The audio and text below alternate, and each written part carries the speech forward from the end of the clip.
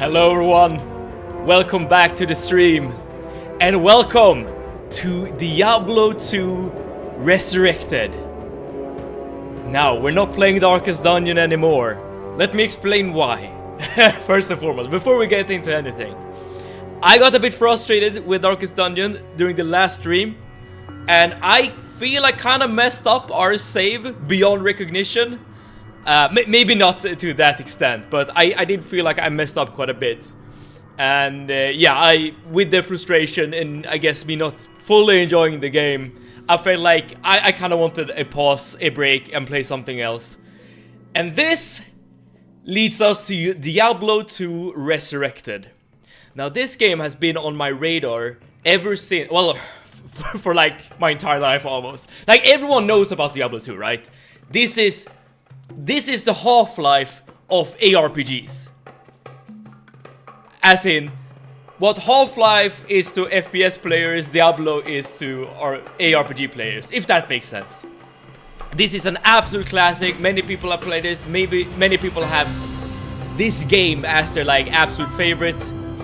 And yeah, I've been aware of this game for a long ass time, but now with the remastered version, I've genuinely given the thought to actually playing it myself.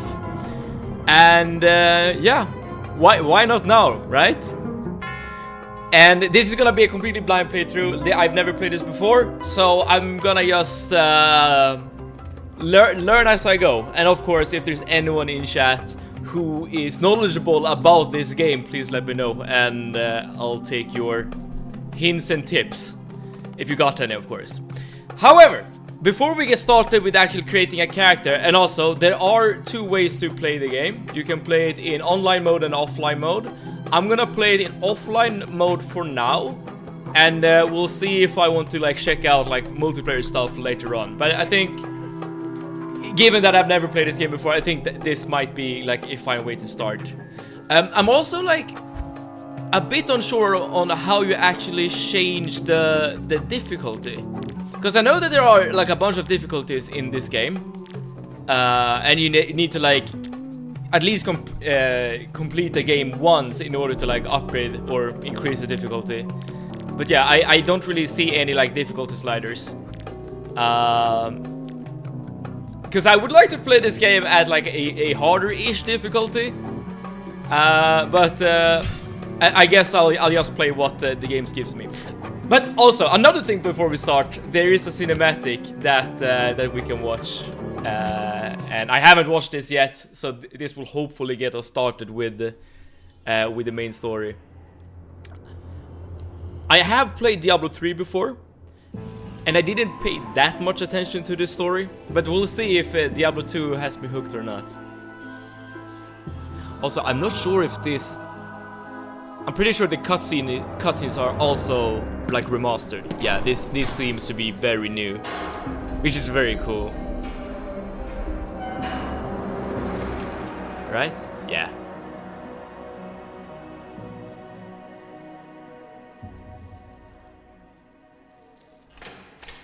But yeah, given that I've played Diablo 3, I'm a bit familiar with the world at least.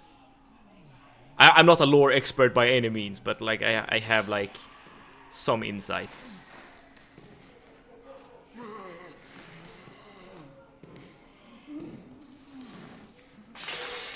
Yeah, already the cutscene is very well made. This is absolutely not like how it was back in the day. So, Marius, at last I find you.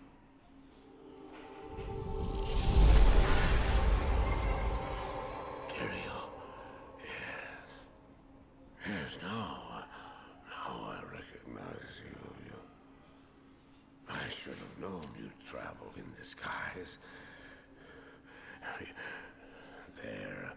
They're always watching. I've been searching for you for a long time. Is that really Tyrael? I was rather beginning to think you didn't want to be found. Oh, forgive me, Tyrael, please. It wasn't my fault. Not your fault. Tell me, Marius, how was it not your fault? The Wanderer. Yes, it was the Wanderer. I wonder if that's like a character you should know from Diablo 1. So long ago, I sought refuge from my memories in the company of other outcasts. High in the mountains, past the eastern gate.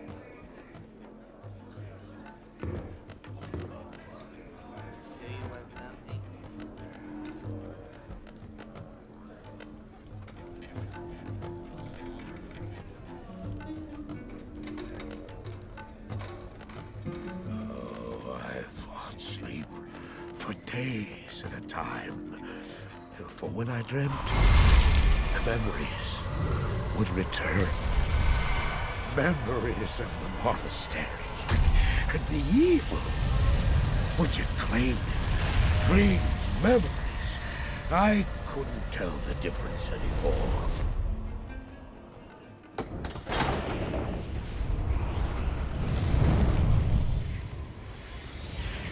Monastery. The evil from my dreams followed me in my heels. So it seems like this character is present in Diablo 1 perhaps.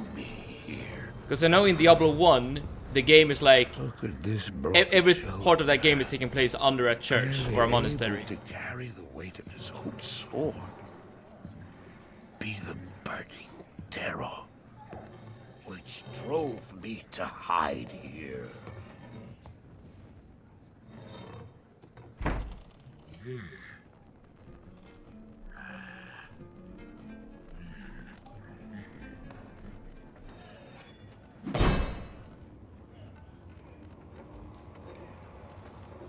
He seemed to have demons of his own. He struggled to contain.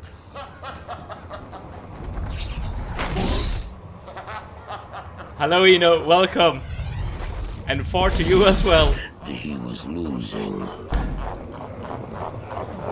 I'm trying just to get grips on the story. I'm gonna give you like a proper greeting.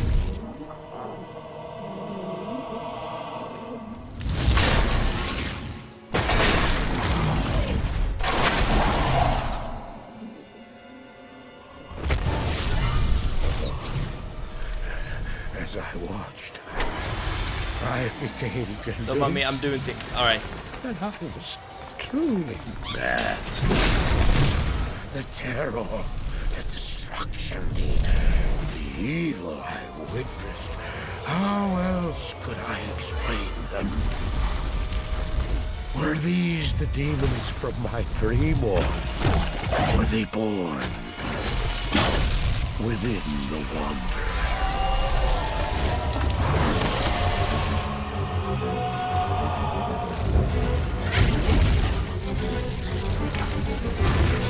Quite a long cutscene, I will say.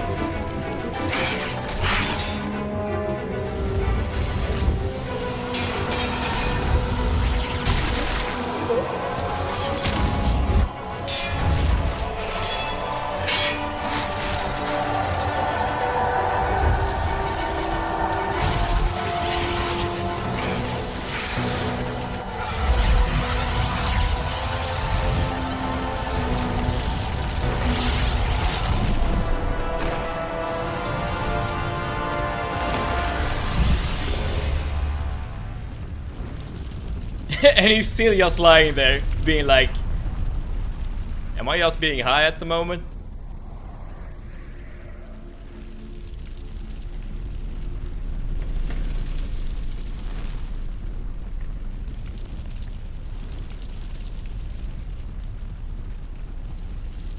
Is Marius' reaction to all of this is a bit strange. Why did I follow him? I don't know. Why do things happen as they do in dreams? All I know is that when he beckoned, I had to follow him.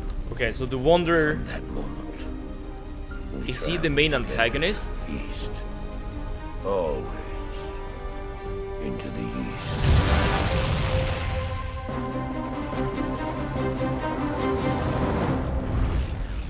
Very cool, very cool. It seems to be a very story-heavy game based on this cutscene, and that's not something I anticipated. Like when I think about Diablo and these kinds of games, I'm like thinking about like loot acquisition and murdering hordes and hordes of enemies. But that's interesting. That's really cool. Was that rhetorical, or you want to know? I mean, I guess, like, I don't want spoilers, of course, but I do want to know if this is a story-heavy game or not.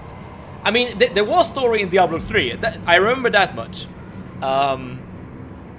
But I felt like that wasn't the focus of the game. But maybe it's different in Diablo 2. Who knows? And I still can't really change the difficulty. And this thing doesn't do anything, this button. All of Diablo is very lore heavy. Yes, and I'm not that familiar with the lore, to be honest, even though I've played one of these games. But yeah, I do get the feeling that, yes, there are a lot of lore within these games that you can truly dig down into, should you want to. Do you think you'll be playing D1 at any point? I mean, maybe. Because I can answer in a way. Okay, that sounds interesting. But okay, I know one thing from the cutscene. He did. Marius did mention. What was the name? He did mention the monastery, and I know that Diablo 1 takes place like beneath a monastery. So I'm assuming that Marius is a character from Diablo 1. But I don't really know more than that. Of course, I know Tyrael, the stranger. Even though he didn't really seem to act as Tyrael, which was kind of interesting. Being one of the archangels. Anyways. I mean, I would love any sort of insight you can give me, you know. Oh, Marius is not in Diablo 1. Okay, I'm already wrong. I'm already wrong.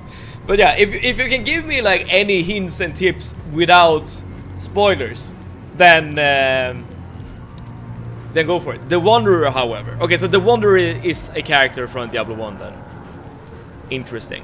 I get the feeling that the Wanderer is like the main antagonist. Assuming it's not, of course, Diablo himself. Anyways. We have a bunch of characters standing before us. We must select a hero class. The Amazon, the Assassin, Necromancer, Barbarian, Paladin, Sorceress, and Druid. I love this music. It's very old school, isn't it? Like, it's like nostalgic in a way. Now, I am... what's the equivalent? Absolute cinema. What's the equivalent for music? Absolute... yeah, what is the equivalent? I've listened to this song for decades. I mean, I can absolutely understand, like, for people who grew up with these games, right? How the music could resonate with you. I'm the same. Like, whenever I play a game that I haven't played for a long ass time, and I just hear the music and I just feel the nostalgia hit me in the face. It's a wonderful feeling, for sure. But in regards to this choice that we are standing before, I must admit that I haven't really thought about this.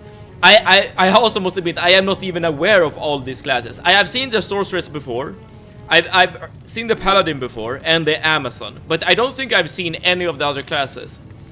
What do you feel like? Now, for me, when it comes to RPGs, I am a very simple person. Pick one and I'll try to describe them briefly. Okay. When it comes to RPGs, any RPG ever, I tend to always lean towards a class with magic. So, think wizard or sorcerer or something like that. A mage, perhaps. So, immediately, the two classes that stand out to me are the Necromancer and the Sorceress. Maybe the Druid? Depending on how the Druid is implemented. Commanding the forces of nature, he summons wild beasts and raging storms to his side. Okay, so he seems to be a spellcaster as well, but like more of like a nature-y kind. So, just looking at the characters, I'm thinking Necromancer, Sorceress, or Druid.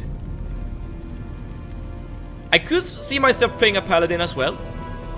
I do play a Paladin in World of Warcraft Classic, and it's a blast to play. And the Amazon, the Assassin, like, I'm not really sure what they do. I mean, the Barbarian and the Assassin I can probably guess, but the Amazon, like, this isn't a class you see normally in RPGs.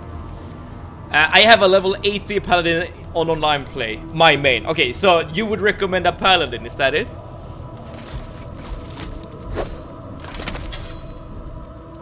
I mean, I could see it. I could see it.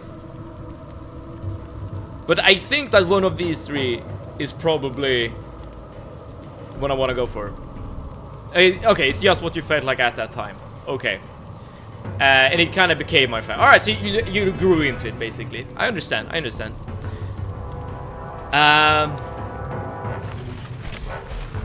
Summoning undead minions and cursing his enemies are his specialties. She has a master of the elemental magic, fire, lightning, and ice. And again, commanding the forces of nature.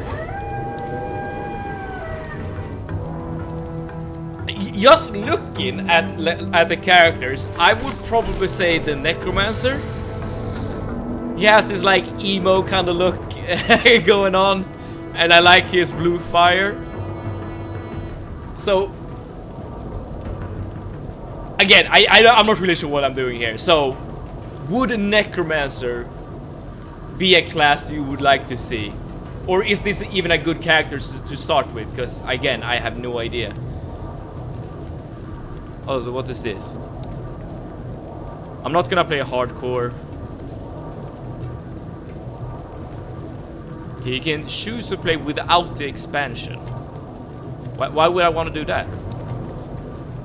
Backline, Puppeteer, and Debuffer lets others do the dying for him. Your build options are Summoner, Bonecaster, Poison Damager, or Curse support in multiplayer.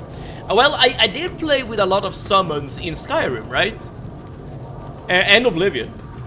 So maybe we can like bring the the spirit of conjuration from Elder Scrolls into Diablo and play as like a summoner kind of character in this game. I feel like that's a way to play that avoids death as much as possible, like as opposed to like a barbarian or a paladin. That's I'm imagining being a very like frontline heavy kind of character. The Sorceress is a glass cannon, teleports everywhere, deletes screens, dies if sneezed on. Alright, so maybe not the Sorceress then. I'm not thinking as a hardcore character, so it's probably fine, right, to die a couple of times, but I would like to avoid it if at all possible. I mean, teleporting around sounds a bit fun, I will say. She has some cool magic as well. But like, in terms of the aesthetics, I definitely prefer the Necromancer to the Sorceress. And the Druid, I mean, he's just a guy, and there's nothing wrong with that, I suppose. And he seems to also have the option to play as a summoner, given that he summons wild beasts. Build options, cold spells for crowd control, very safe, lightning for wild damage that melt bosses, fire for AoE nukes or hybrids. Interesting. Now, the way I understand Diablo, or like these kinds of games in general, is that you usually just focus on one kind of skill. Diablo 2, is this the year 2000? Yes, Hilocus! You have stepped into a time machine and watching a stream from the 2000s. But thank you so much for tuning in, Hilocus. As you're noticing, we are standing before a very pivotal choice in this playthrough. Druid is a shape-shifting brawler or nature caster with a split personality. What does that mean, split personality? You can shift into a werewolf, werebear, and you're either a shredder or a tank. Interesting. Shape-shifting. Shape-shifting. I know that they've added a druid to Path of Exile 2. Oh, hi Locus! Please give me your opinions as well, because I'm very much undecided at the moment. Or go with elemental, tornadoes, volcanoes, things like that. Okay, so you can either be a shapeshifter, like frontliner kind of guy, or you're basically like a sorceress, or a summoner, I guess. Wolves, bears, and white. Okay, so you can play as a summoner as well. Well, I think that a summoner is probably like the playstyle I think I would like. Okay, Necro is the peak summoner. Okay, so Necro, if I'm gonna go hard into summoning any undead minions or any minions, then probably Necromancer is the way to go then. And again, I do like the aesthetic of the Necromancers for sure. I mean, I am definitely leaning towards the Necromancer at the moment, but I'm very willing to hear like differing opinions and stuff like that. Alright, what I'm gonna do, I'm just gonna write my name. I play Sorceress, definitely. I like Glass Cannon. Okay, so you're into that kind of playstyle. I mean, Glass Cannon is really fun if you kind of know what you're doing. I would, like, I'm not playing a hardcore character, but I would like to, like, not die if I can help it. Like, if I can, like, finish the entire game without dying, like on my first try, that would be kind of huge. I don't think we're gonna do it, but that would be really fun.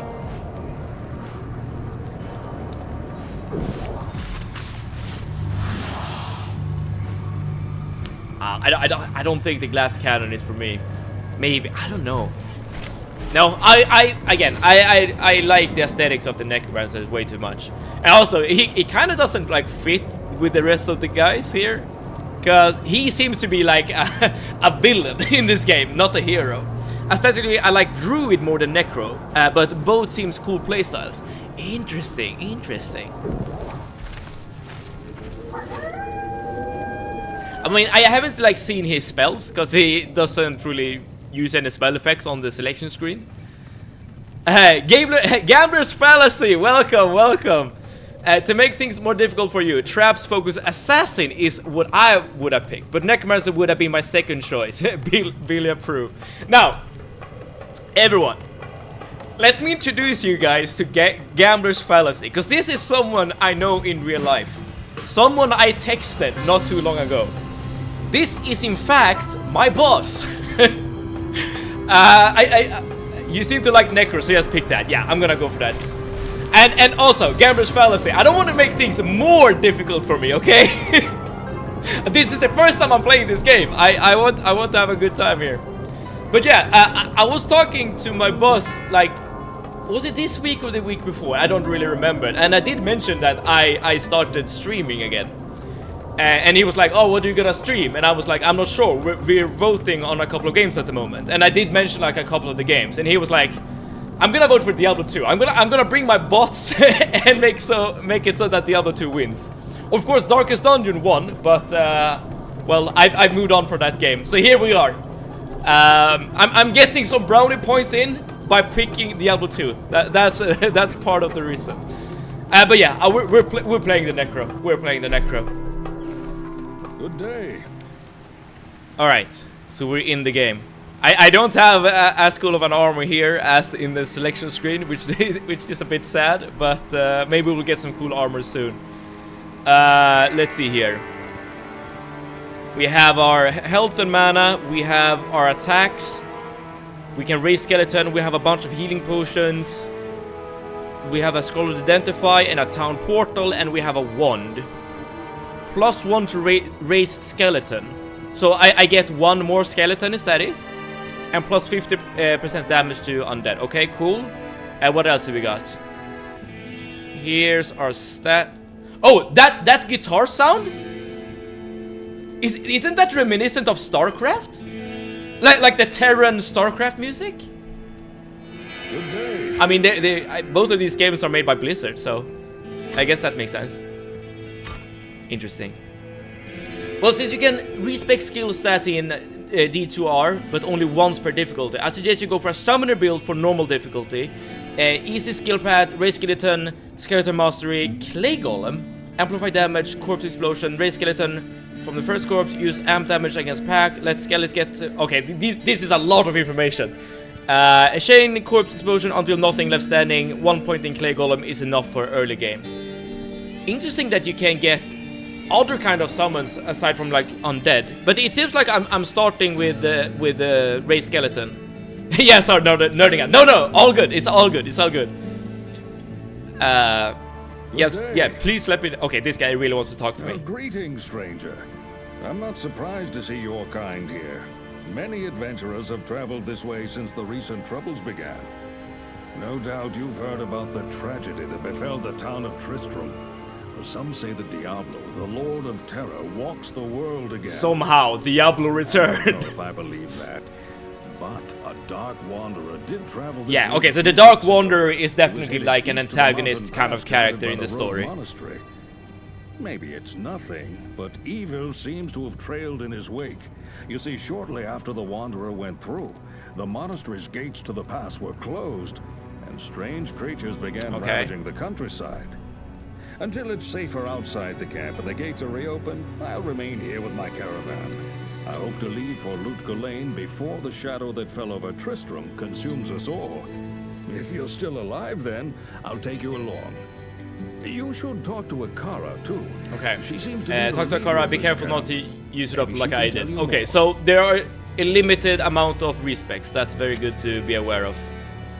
Okay, how do I open the map? Here we go. Akara, she is in this direction. Ooh, I really need to get used to the movement, the click to move thing. I am Akara, High Priestess of the Sisterhood of the I wonder why Sightless we're Eye. following the Wanderer. I welcome you traveling Uh, to our camp. I respect But my I'm afraid I researching can into offer the you fanatic but sellers. poor I melt bosses shelter in hell. within these rickety walls. I need to press You R. see, Oh, give me a second. Our ancient sisterhood has fallen under a strange curse.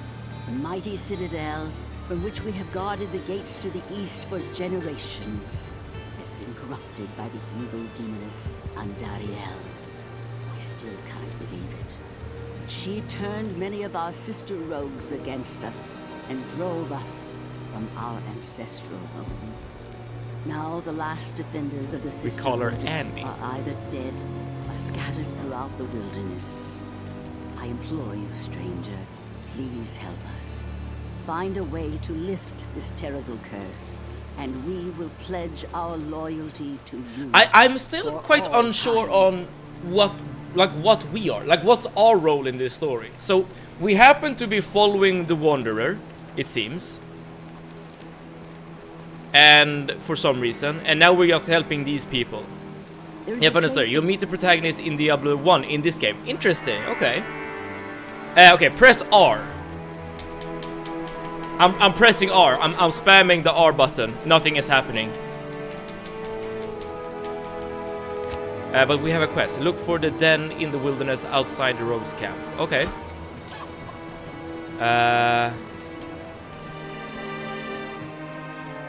So there are this person you can talk to as well. Welcome, Outlander, to Marius our is following the glorious Wanderer. hovel. You're following them I to know kill you're them. here to Aha. challenge the evil that's driven us from our ancestral home. But know this: Akara may be our spiritual leader, but I command the rogues in battle. It will take more than just killing a few beasts in the. Okay, so she doesn't trust us yet. Makes sense. I mean, I wouldn't trust myself. I've just Hi started. there. I'm Charcy, the blacksmith here in camp. It's good to see some strong adventurers around here. Many of our sisters fought bravely against Diablo when he first attacked the town of Tristram. They came back to us true veterans, bearing some really powerful items. Seems like their victory was short-lived, though. Most of them are not. Why is your oh? Good day. Okay, here you can buy and sell stuff. I don't really have anything at the moment. Press R to run. Ah, that is what that does. Oh, thank you for the tip. You can follow the path. It usually leads you right up to the Den of Evil's entrance. A necromancer? Ooh, I hoped I'd never have to lay my eyes on one of your kind again. sorry, dude. The Sorry. troubles in this area have brought out all kinds, I see. Nevertheless, your money's good. A spare weapon, some gold, a small gem is all I want in exchange for the equipment you'll need on whatever quest you might undertake. No, don't be shy. Okay, so this is All another of my merchant? items are Yes. And you can even gamble here. I don't know what that means. Geet's nice. A bit greedy but fun. Anyway, press H. Oh, you have a lot of things. It looks like D2 is pretty cheap right now. I might get it too. Yeah, I actually bought a bunch of games. just today, actually. Given that most like marketplaces right now has do it, gamble. Of course, the gambler's fallacy man is gonna be like, yo, go gamble, dude. Okay, so this is like just like a I don't know, tutorial screen. So here you get the explanation for everything. This is probably a good thing. You can auto highlight items. You can use skill while standing. Not in town. Okay, not in town. Here. The Steam Winter Sale is on. Yes, I think I bought like 7 games today. All right, but how do I get out? How do I start playing? Okay, so there's a path here. Entering the blood moor. All who oppose me, Wait. beware. Oh yeah, get into the habit of tapping alt to see what's on the ground. That's actually very common. A very common thing I do when I play like Baldur's Gate. But I think the button is like shift in that game, or maybe tab. I don't remember. Wait, do you beat people with the wand? I just assumed you were gonna like shoot like a little bolt or something, but no, you just go up with a stick and be like, I'm a wizard. Okay, these guys don't drop anything, it seems. Oh, he didn't die. Shift in this game helps you stand while attacking. Ah, okay, so now I can just choose direction and stand still. That's actually very, very helpful. Hey, good evening, Steven. Cover is Smeagol, my comrade. Thank you so much for tuning in. How are you doing? Look down at the 2 squares on your bar. The left one is left click. Oh yeah, that's the one I'm using. And the right one is right click. Doesn't... Oh! Oh! Okay, so I can only use raised skeleton on corpses, which makes a lot of sense. Oh, but I can only have 1 active at any given time. I'm good. Just finishing restoring a log burner to fit in my home. You're restoring a log burner. Interesting.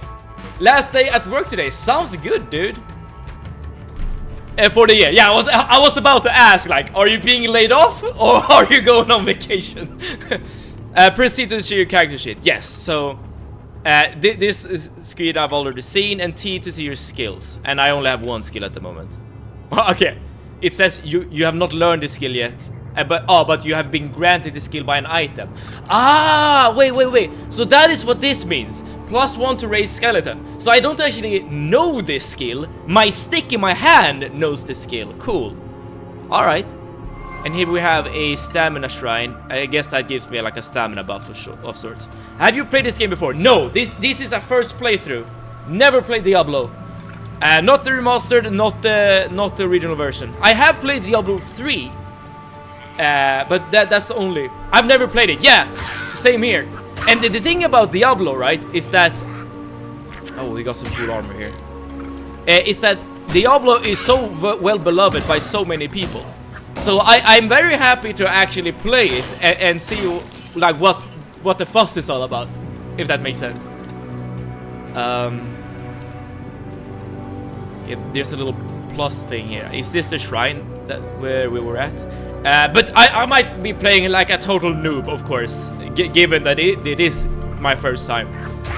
So if it seems like I'm not sure where I'm going, well, it's because I'm not sure where I'm going. But you did say follow... Oh, you did say follow the path, Eno, and it seems to lead us here. We have a refilling shrine. Okay, I'm not sure what these shrines actually do. But there sure is a lot of them. And like, I don't really need to do anything. My skeleton can do it for me. But this is where we had the quest, right? To let's see here. I assume I'm not supposed to equip bolts. All right, let's keep going. I sense death within this place. Well, that's good for me, given that I'm a necromancer, right? Okay, so there's still a bunch of shrines. Okay, a bunch more enemies here. We got a skill.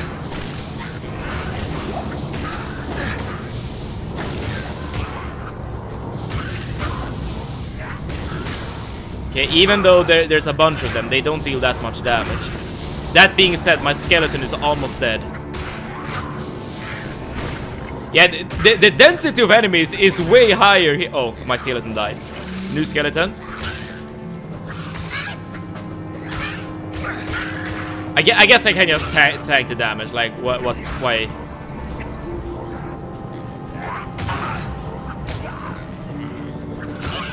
the enemies are not really focused. they seem to be just running around, like, randomly.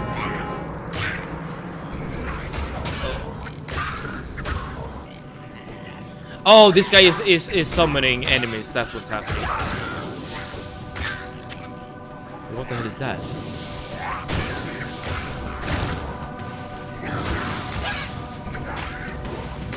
Yo, skeleton. Watch out, dude. Oh, they easily kill. I suggest you keep killing shamans because they keep resurrecting. Yes. All right, so that's why there were so many enemies, but that's fine. Okay, cool. And okay, but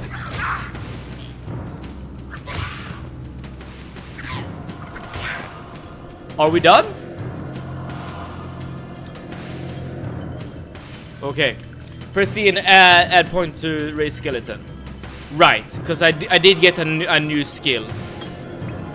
Okay, so I'm gonna assume that for every point we have in raise skeleton, we're gonna get one more skeleton. Yes, that makes sense. And okay, what's that? I highly suggest you follow the guide on Ice Vein. It's not about min-maximum, but more about not screwing up horribly.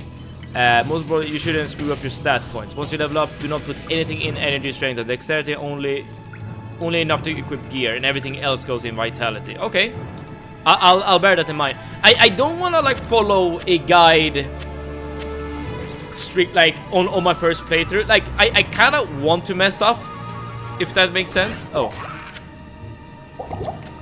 okay. You right click to use potions.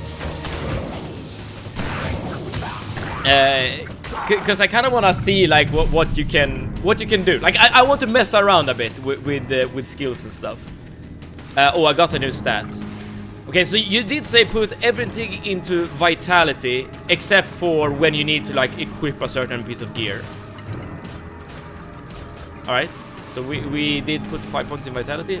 I thought you'd say that. Anyway, I'm leaving work, so going to lurk. You know me too well, you know. But yeah. Lurk away, and thank you for the tips thus far. I'm gonna see how much progress I can make here. Oh, that was the health shrine. By the by, press G.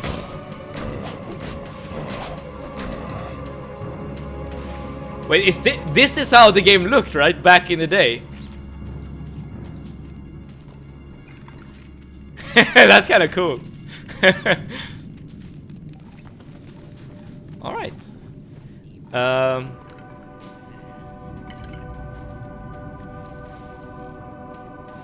Oh, you can actually summon enemies as they were, it seems. Yeah, I'm just curious, like what kind of skills you can get here. Bone armor and teeth. I probably want like some skill like this, right, at some point. Just so I can use some sort of spell on my character, so I can support my skeletons. You can do the exact same thing in StarCraft Remastered. All graphics for the win.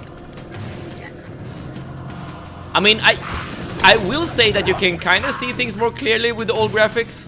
But I'm gonna play it with the new graphics. Hopefully you won't mind.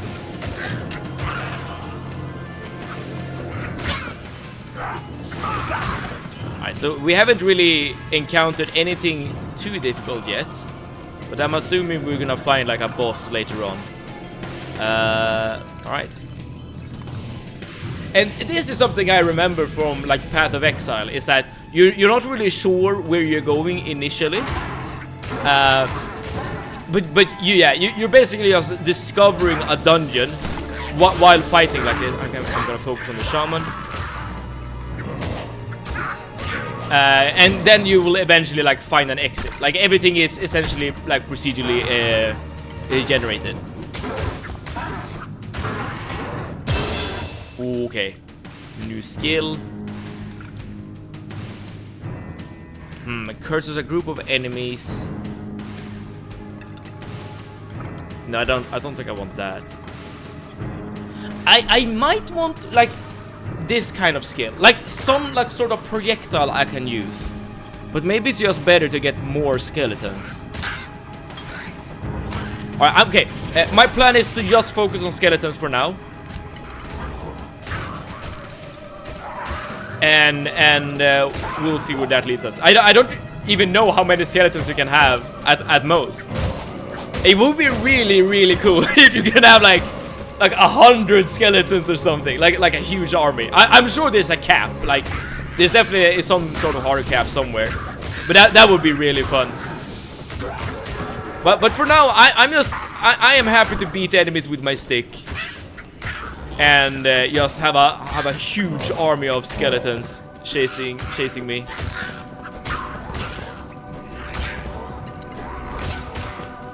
Okay, so I noticed that the shamans tend to like run away, which is very clever.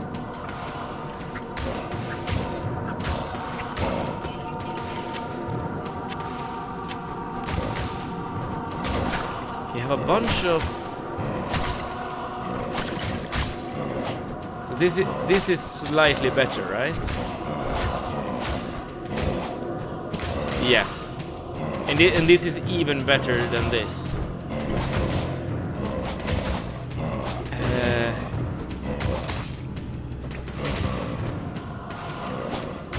Oh, you can get loot that is not for your class as well.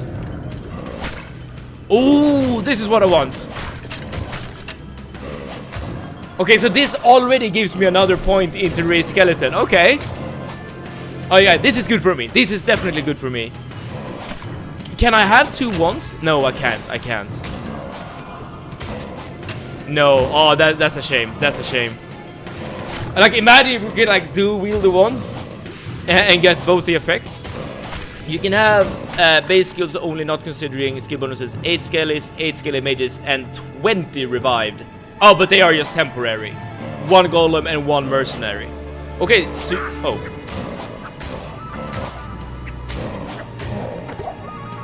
Oh, all of my skellies... Overburdened. Okay, let me just... Not enough mana. Okay, Ooh, a lot of things are happening at the moment. I'm just trying to figure out what to do here. So we got a short staff, but we don't have enough stuff. Maybe I can drop this. What does this do? And it's unidentified.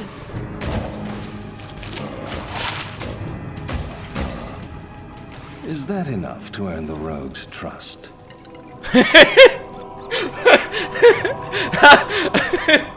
I can just imagine like what my character is doing like in lore. I'm just looking at like cool items and being like, huh, what does this do? And meanwhile, it's like my skeletons are fighting for their lives against all of these enemies. Is this game a bit smoother going than Darkest Dungeon so far? I would say so. Like you just saw, right? I didn't even play the game and I've already won. Before you waste that scroll of Town Portal, press escape, save, exit, go back in. Escape, save, exit, go back in. For now I'm just looking at the staff, but it doesn't seem to be for me. I am overburdened. Okay, there's another staff. It'll take you to town for free. Oh, that's a very good tip. Okay, so what can we get rid of?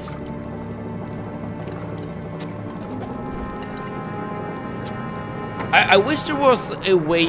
Oh! Sorry. Sorry.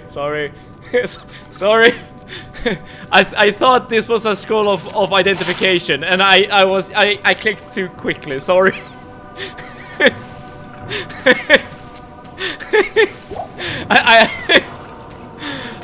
I like the fact that you even, you know, you were fast enough to like catch me before I did something stupid, but I managed to do something stupid anyways.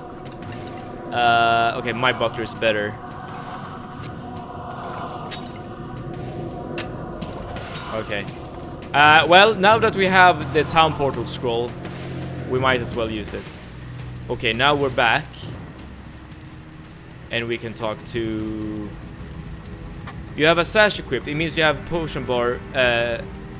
Your potion bar has some extra slots. Oh yeah. You can manage it with that key. And... Oh, did not mean to do that. And what is that key on the keyboard? I can manage it by just hovering over. But I assume then I can do something like this. Yes. This saves me some space. I'm gonna have 2 mana potions, just in case. It seems like health potions are way more important. The one next to 1, which you just press. I am pressing that button. But yeah, I might have accidentally used up a potion there that I didn't intend to do. Huh, there are like grenades you can use. Interesting. The 2 mana potions are in the back. You'll have to burn through the health potions to get them. Aha, so I probably should do something like this then. So yeah, 3 or 4 is for mana potion and the rest are for health potions. Okay, now I want to sell. And you were able to sell here. Nobody uses grenade items. That's a shame. It would have been kind of cool if you could have like a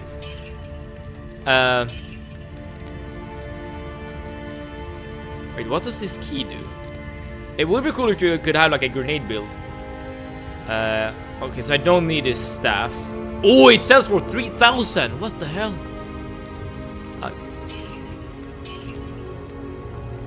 Okay, but I guess I can just sell everything else.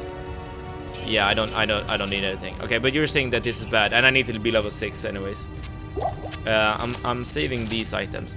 What does this key do? Keys on locked chest. You'll find them from time to time. Always keeps keys on you. Okay, so I'm gonna keep that.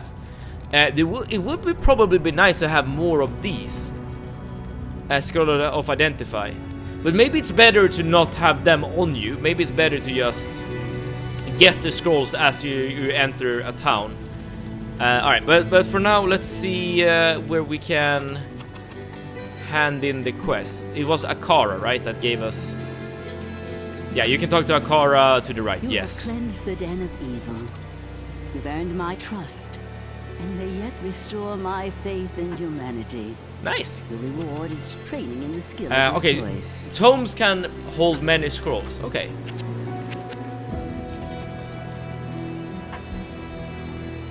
Ah, okay. So this tome is a container for town portal scrolls, whereas this is one for scroll of identify. And you can even buy more scrolls here as well as keys. Okay.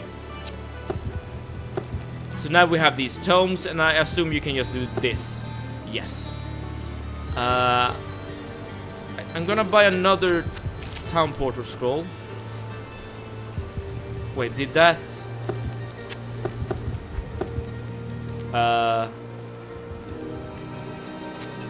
But how do I open it? Right click to use. Okay, so I can't really see I can't really see how many. No, quantity 4 out of 20. 4 out of 20. Okay.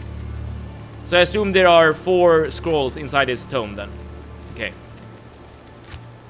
We got a new skill. Alright, I'm just gonna focus on race skeleton for now. And oh, look at my gear! I didn't notice, but I'm already looking way cooler than I did starting the game. Oh, that's nice, that's cool. Alright, what's the next step then? Quest completed. Here we go. My rogue scouts have just reported an abomination in the monastery graveyard. Apparently, Andariel is not content to take only our living. Bloodraven, one of our finest captains in the battle against Diablo at Tristram, was also one of the first to be corrupted by Andariel. Now you'll find her in the monastery graveyard, raising our dead as zombies. We cannot abide this defilement. If you are truly our ally, you will help us destroy her. By the way, look for waypoints as you explore. Okay, I'm gonna do my best. I really like the fact that she, you know, she's very opposed to Andariel raising people as skeletons. Well, I'm sorry to say, I think I'm gonna do something similar. Okay, so the new quest is this. Look for Blood Raven. Man, this just reminds me of Dawn of War. That in Dawn of War, the Space Marine chapter that you play as, they are the Blood Ravens. So we need to go to the burial grounds next to the Cold Plains. Blood Raven Monka S. Wait, is this something bad? Is this gonna be a boss? There's a waypoint in town next to Charcy. Remember how it looks. Next to Charcy. Oh, you're talking about this. The Klepto Ravens. I think I understand that reference, because in the lore of Warhammer 40k, the Blood Ravens are one of their like defining traits is that they like steal relics from other chapters and like other people from the Imperium, which is kind of funny. But I'm starting to think that we're gonna fight a boss fight. Okay, I can only have 3 skeletons at the moment, but that's fine. Given Gambler's comment there.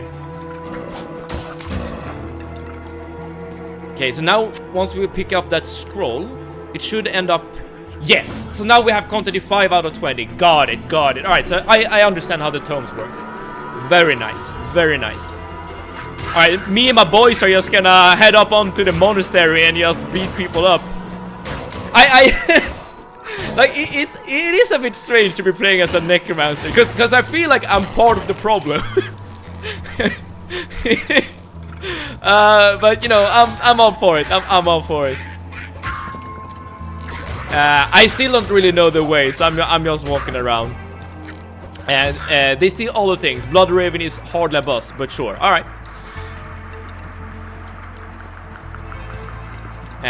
Not sure it's a spoiler, but I can tell you, Blood Raven exists in D1. Well, I don't know anything about D1, so I guess it's not a spoiler for me. Unless I will play D1 later. Okay, we got a new skill.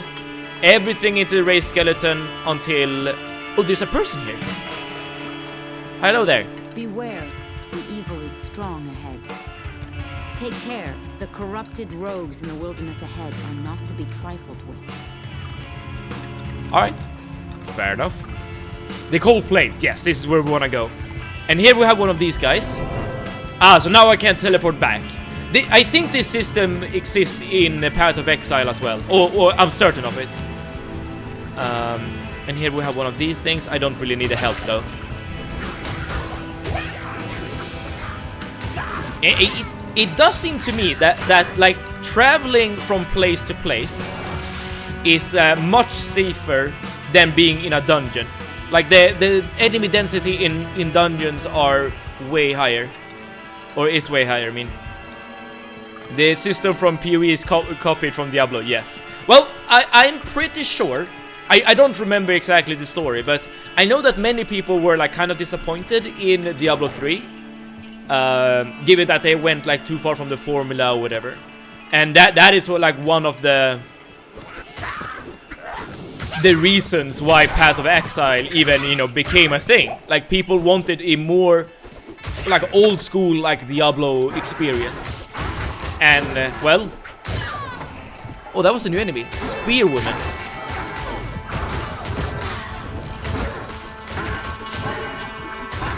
D3 was a joke. I found it to be kind of fine. I mean, I wouldn't call it like a masterpiece or anything, but I had a great time playing that game. That time I did play as a sorcerer. Okay, but we are facing some new enemies here. Oh, this is a boss. Oh wait, let's be careful here. Let's be careful. Let's be careful.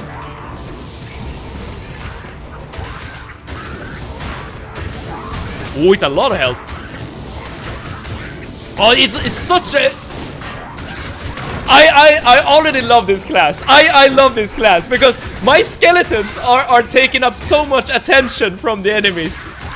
I love this. Oh, look at my little guys. Okay, let's focus on the shamans. I mean, the enemies, they get it too. Like playing a summoner, that's the way to go. Perfect. They killed off Deckard Cain in D3. Screw that. Remember to tap Alt. Oh yeah.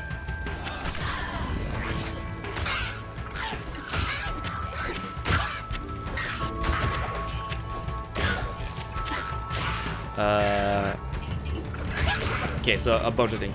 I would definitely play Necromancer too. Looks fun. Yes. And again, I really like the aesthetic of the guy. I mean, with all like the bone armor and black kind of gear. I really like the look of him.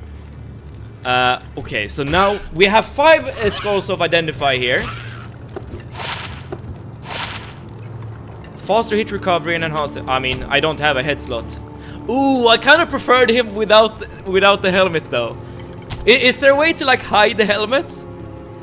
Attacker takes damage of 1. Ah, so like...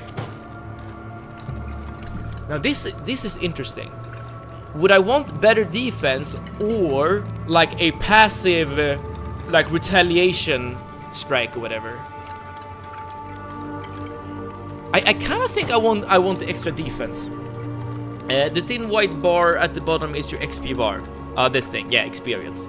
The Eldritch bar on the left is your stamina, this thing. And a mana shrine. This thing. What I really want is a health shrine. Oh, there's no passive regeneration, I just noticed.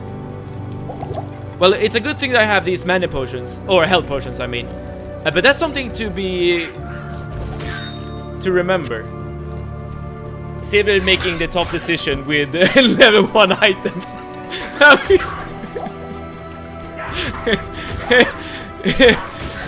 Well, it's better that I start to learn how the items work, you know, early on.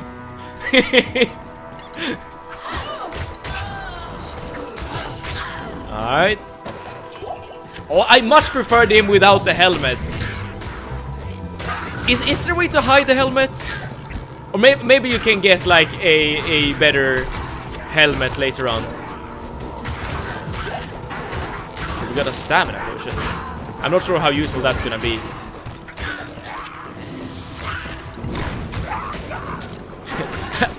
Oh, there isn't. Oh, fair enough. There are better helmets. Good. Again, I truly and utterly like the aesthetic of the Necromancer a lot. So if there were like a transmog system in this game, I would probably like mess around with it. By the way, how many skeletons can I have? Okay, I'm still limited to 4. Fair enough. But I still like the fact that you have a wand in your hand and you're still just beating people up with it instead of like using it as like Harry Potter or whatever. I found that to be very, very amusing. Too many empty graves. Okay, so here we are. So now we're looking for the Blood Raven. A stick is a stick. Yeah, true that. Oh, here we have Blood Raven. Well, oh, she's fast. She is fast. Much faster than me. Hey, stand still. What the hell? And I keep missing. Wait, what's going on here? Okay, I'm hitting some attacks. Stand still, damn it! Stand still! Okay, this is easy. She's not dealing that much damage. It's just annoying that she keeps running away. I'm probably gonna take a ranged skill actually during my next level up. So in this kind of situation, so I don't really need to like chase her down. You keep missing because your attack rating sucks, i.e. your dexterity. But you did say to not level dexterity. Also, you're a summoner. Let the summons do the damage. Fair point. But she keeps running away. And You say let the summoners deal damage, which is fair, but I can't control them. Like, I can't, like, do an attack order. I did say that because you're a summoner. Fair point, fair point. Okay, she's stuck behind the pillar here. But we have her cornered. Me and the boys just beating her up. There we go. Here we go. Oh, what's happening here? Rest well.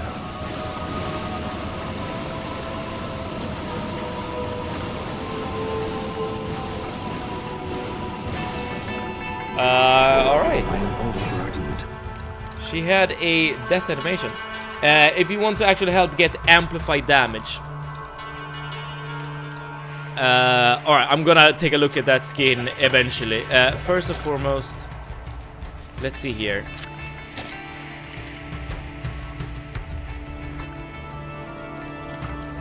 This boot seems to be bad. What did we get here? What did we get?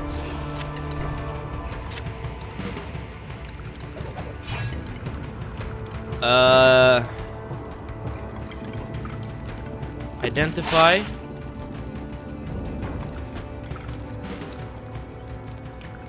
This seems to be way, way better than my sash. But I need to level up, okay?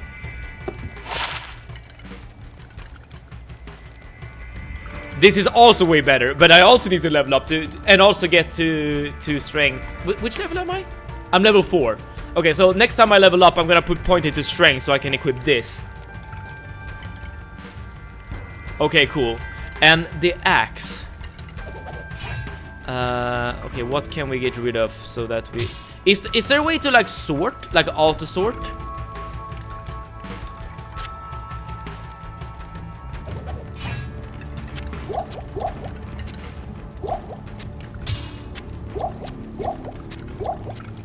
Okay, so... No, we still can't. Unidentified. It cannot be repaired. This seems to be bad.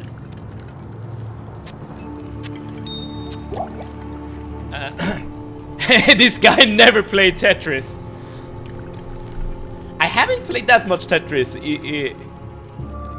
during my days.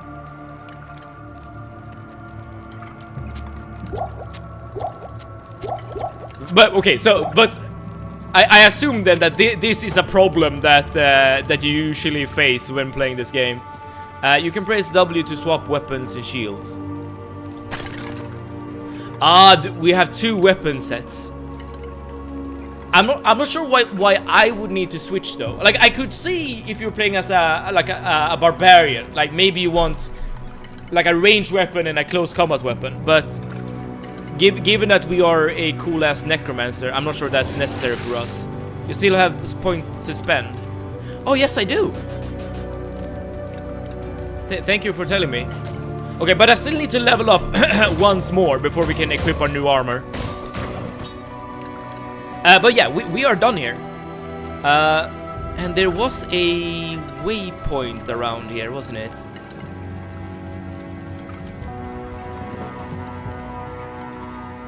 It doesn't show up on the map though.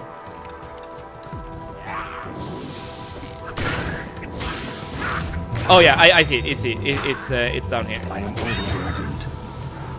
Okay. Oh, what is this? A grand shark.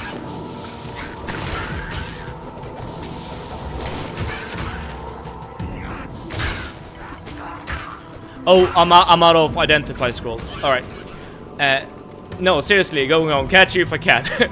Thank you so much for helping out. And yes, do what you need to do. You know, I'll figure this out. And of course. Oh, this was just a well.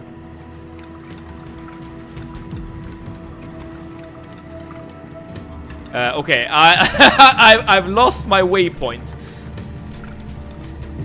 I was. Oh, it's over there. It's over there. I see it now. Yeah, I was like, I know for a fact that I did pass a waypoint.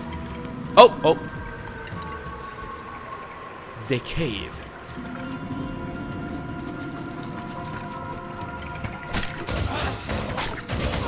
Oh, okay, so there are like random dungeons you can encounter, it seems. Interesting. I'm not gonna go through the dungeon right now because my inventory is already full. I need to sell stuff. There we go. Rogue encampment. And let's start with going to Sharcy. No, wait. Oh well. Okay, I have way too many hair potions. Can be inserted into socketed items, which increases the stats basically. I guess I can keep this, but yeah, I have way too many potions. I definitely need to clear up some space here. So these are better because these heal both mana and health. So I'll do this. I'm gonna save these two, but I can sell this and this. So these are the armor pieces I'm gonna wear later. And this, I don't really know what it is still, but we can buy some tomes or scrolls here next to Akara. Hello there. The order welcomes I want to trade, and I want to buy.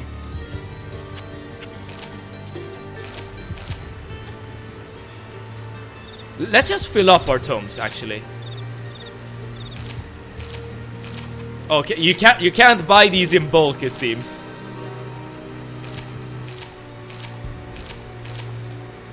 Two more. There we go. And same here.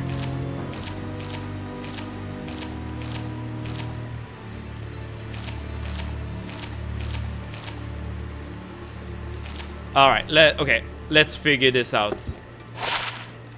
Keep an inventory to gain... Aha! Interesting! So you can fill up your inventory with a bunch of just trash in order to get permanent stats. Yo, it's my day off today. Soren, welcome. That sounds awesome, dude. Wait, does that mean you have a longer weekend? Like you add Friday to your weekend? Is that it? Sounds great. Still got stuff to do. Fair enough. I mean, that's part of being like adult. There's always something you can work on. Oh, you only have Fridays and Sundays stuff. Okay, so your weekend is split in that sense. We're playing some Diablo, and I'm trying to learn, and I guess I am still learning like some things. I'm trying to figure out if these are worth it to have in the inventory, or if it's better to sell them. I guess I'm gonna keep it for now. I have to start disconnecting stuff from my transmission to get ready to pull it out and start working on it. Your transmission, is that like a car thing? I can hardly believe that you've defeated Bloodraven. Yes! Though she was once my closest friend, I pray that her tortured spirit remains banished forever. I'm sorry. Bloodraven is one of these skeletons running around. And the allegiance of the rogues. I have placed several of my best warriors at your disposal. Nice. To my truck. It just went out over a week ago. Got it. Okay, we have another...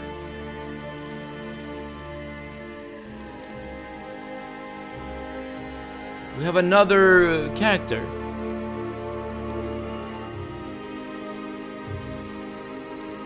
Level 3. You can buy gear for the mercenary. All right, we're gonna create like a massive horde. And my dad let me use his truck to go to work. Well, fair enough. A big job, that's alright. You doing that work yourself? Yeah. I mean, it is very impressive.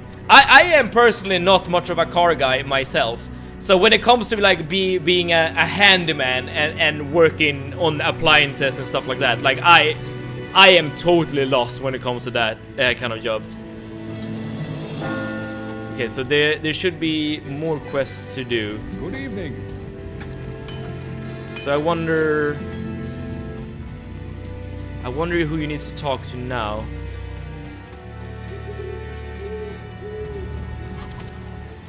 I mean, I'm just looking for a character with a question mark. Oh, here we go. Or an exclamation mark, I mean. That we are facing an evil difficult to comprehend, let alone combat. There is only one Haradrim sage, schooled in the most arcane history and lore. Deckard Cain. His name is Deckard Cain. You must go to Tristram and find him, my friend. You know, the one quote I do know from this game is the stay a while and listen. Oh wait, or is that from Diablo 1? I don't know.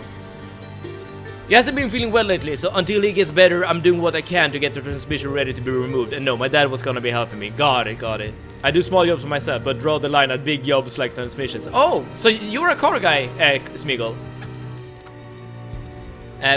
We rebuilt the engine back in February of 2024. That it sounds like the truck is like a joint project. That's probably quite nice actually to have that like as a sort of, I don't know, bonding experience. Okay, so we need to travel to Tristram to find Deckard Cain.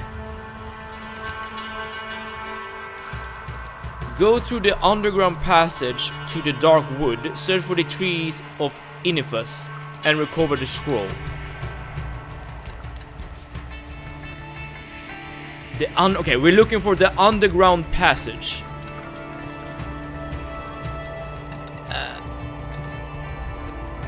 No, Soren sounds like a car guy. He did an engine rebuild. Fair enough. Yeah, and an engine rebuild does sound very complicated. I've had this truck since I was 19, and I've invested close to $10,000 into it. Oh man. But it sounds like a lot to me, but I'm not a car guy, so I don't know if that's like a normal amount of money to like invest into a car.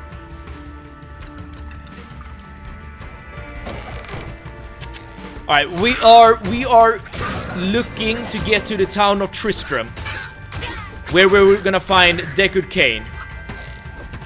And Tristram is that is the town where Diablo 1 is taking place, right? Or am I wrong?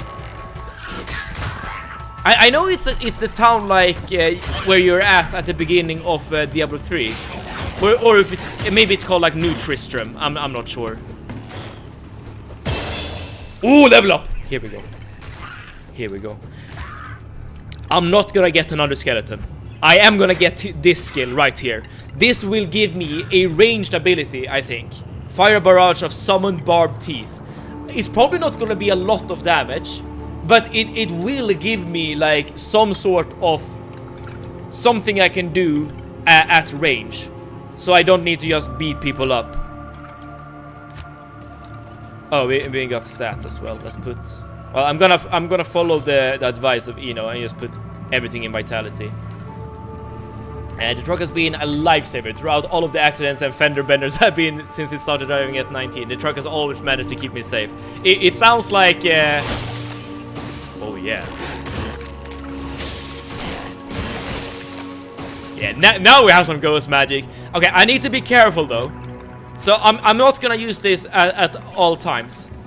Because it costs mana. But yeah, that's definitely something I have now. Tristram is in D1. Make sure you find Vert when you get there in D2. Vert. Okay, I'm gonna remember the name. Okay, I basically am just returning back now to where we were. Okay, I am taking some damage here. I probably shouldn't be standing so close to the enemies. I say as I run to another pack. Man, there's a lot of enemies here.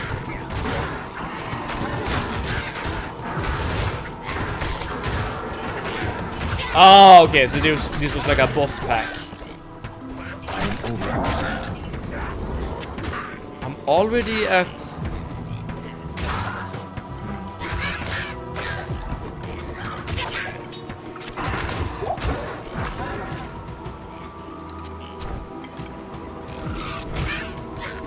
Okay, maybe can drop this for this.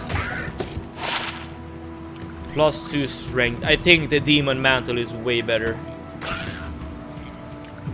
Originally I was gonna spend around 2,500 to have my transmission rebuilt by local shop, but my dad didn't want to spend that much money. He prefers that we work on it ourselves. That way we know we fix it instead of not knowing other people screw it up. I can understand that sentiment, and if you do have the skills to back that up, then that's probably way better in the long run.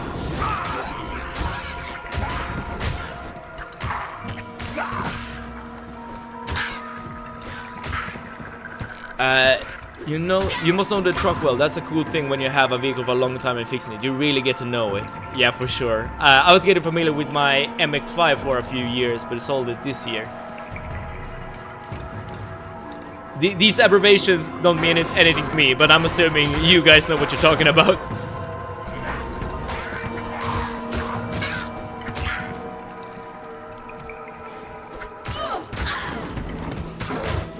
Wait.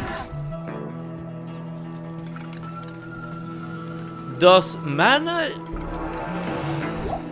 regenerate over time? On like HP?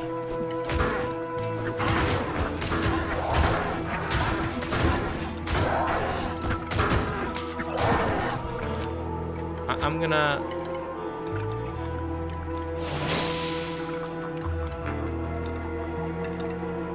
experiment. Yes! Oh, so there is passive mana regeneration. Interesting.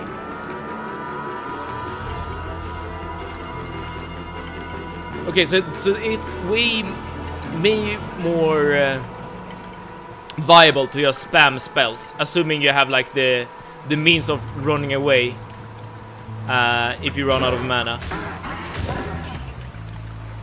Maybe this is the correct path? I don't know.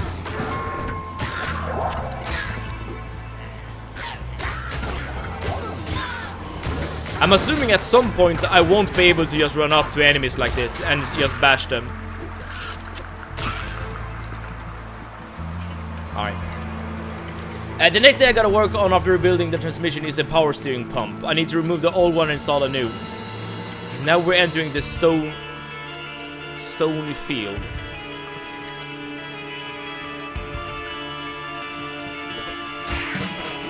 I mean, this is a new area. I'm not sure if this is the correct area, though.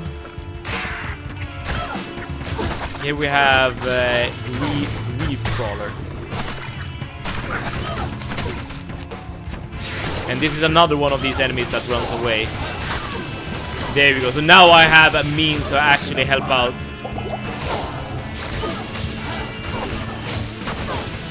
There we go.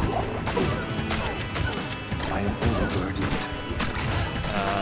Okay. Nice.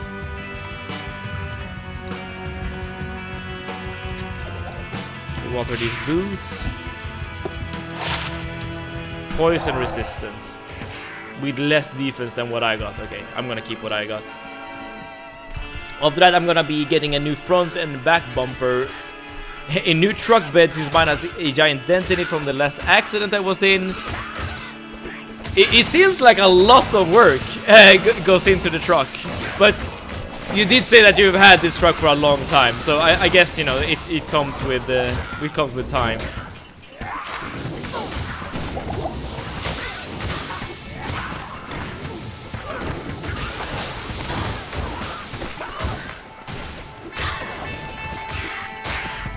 Alright.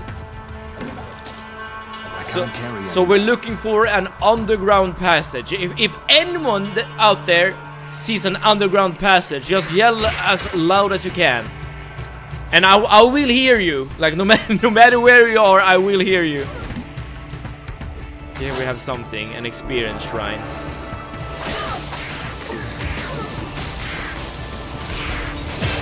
Ooh, level up. Nice.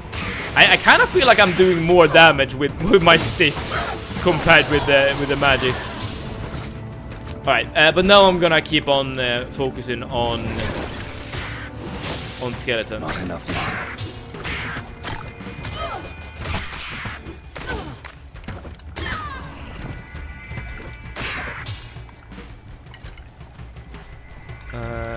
I'm out of mana potions. So let's fix that.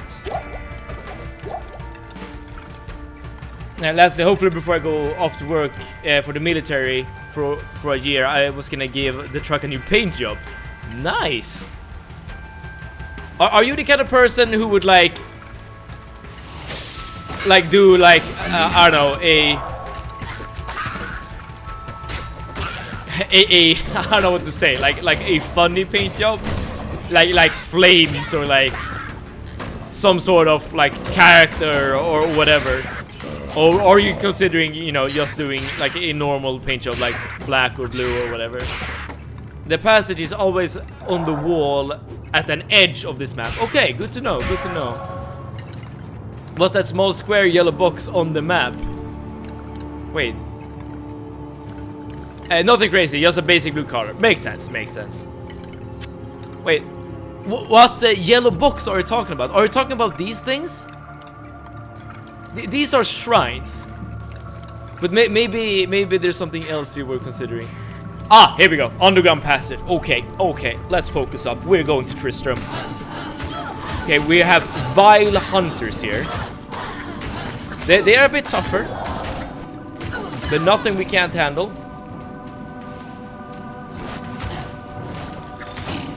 Safe, but oh, these are very tough. Okay, calm down, calm down, calm down. Oh, we have a boss here. We have a boss. Okay. Wait. Oh, I need more skeletons. I need more skeletons.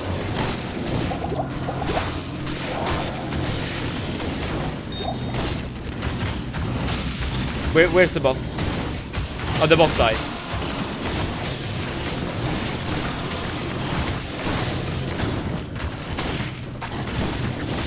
Okay, so this is a learning opportunity, okay?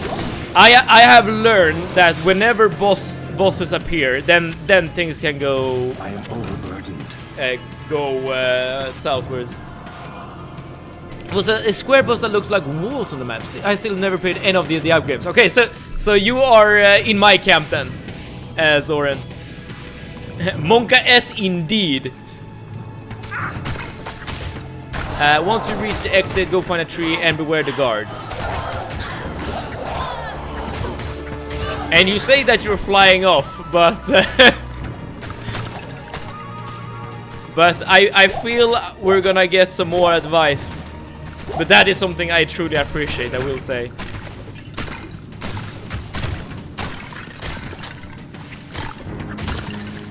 I played a similar games before, like the original StarCraft. That's also like one of those like ancient games. I've never played the original StarCraft, but I have played Warcraft. You know, same developers. Okay, right. I see another boss there. I'm gonna switch to range damage, and I'm just gonna focus on the boss. I'm just focusing the boss. There we go! There we go! Okay! I actually really like the fact that we have access to some sort of range attack. Okay, need mana to resummon my squad. Nice. Okay.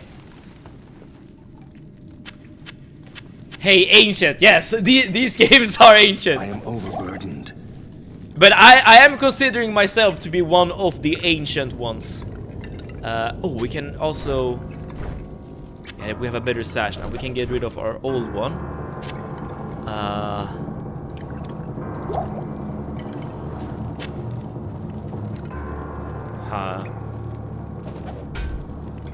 Man, I can already feel like inventory management is gonna be super annoying going forward. But this is something I'm kind of aware of when it comes to these kind of games. But the first Bird's Eye View dungeon theme game I ever owned was Fate. Never heard of that game. It's more of a kid version of this game, I guess. Interesting. Yeah, that's... Never heard about that game. And I haven't played that many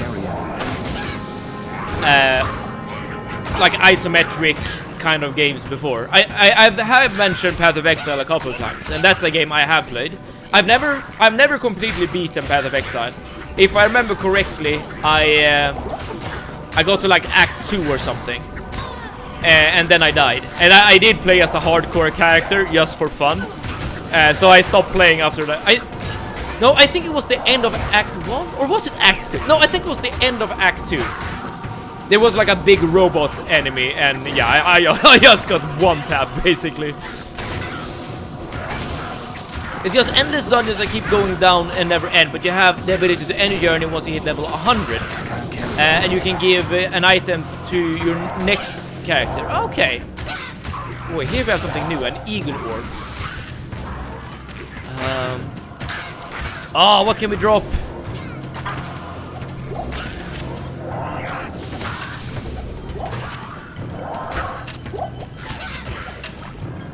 Ah, this is not for me, unfortunately. Okay. Ring. I can't carry Ooh, I want a ring. Unidentified. Right. I normally leave behind a ring or a necklace that has a bunch of power-ups. I'm not sure if you can do something similar in this game, as in like leave items for other characters. I assume you can. Given that this game is playable on multiplayer as well, I assume trading is a part of it. And also, the reason why I keep pressing up the chat is because it's the M key, and I am hardwired to associate the map button being on the M key. That is why I keep doing that. Yeah. Another one of you're getting a lot of potions, I will say, so maybe it's not worth it like clogging up your inventory with just potions. It might be better to just get the expensive items there instead. Ooh, a level up. Nice.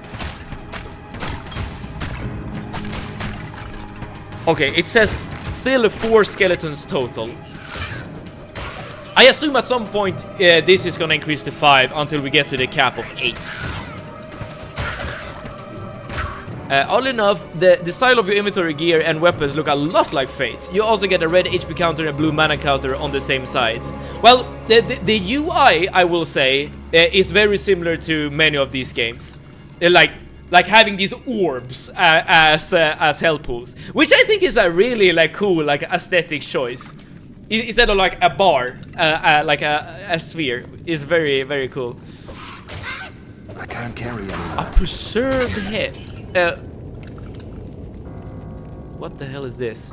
Yeah, alright, so I'm gonna get rid of some health potions here. What is this? Wait, what is this?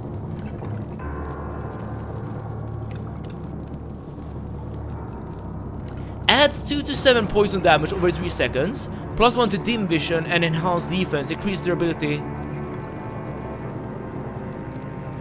What is this?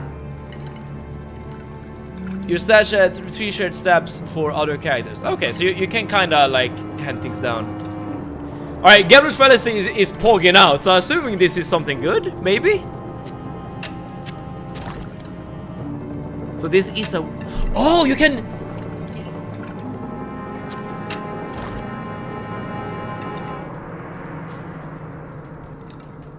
So instead of a shield, you can have this.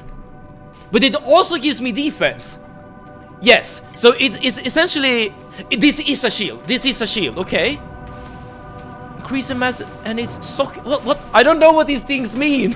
But it says something about socket. Can I do something like... Yes, I can! Yes! Can I do it again? No. Okay, so I can only put one socket in. 14 defense. Oh, it says there, socketed and in brackets 1. So I can only have one socket in, I suppose. Oh yeah, but that's a huge upgrade to my shield. Okay, this is good. This is good. This is good. You get a starting companion like a dog or a cat to follow you around and attack your enemies. Well, I also have companions, as you can see. Mine are of the undead variety. You can also feed them fish to have them transform into something, some of the enemy you fight. Interesting. It sounds like the kind of build that I'm going for here. Sadly, there's no fish you can feed them to make them turn into a dragon. I assume then that the dragon is like the end boss or like an end game kind of enemy. But there's like a 5 level spell to summon like 5 drakes to attack your enemies. You're talking about Torchlight 2. But well, he was talking about Fate, wasn't it? Oh, but maybe Fate and Torchlight 2 are similar.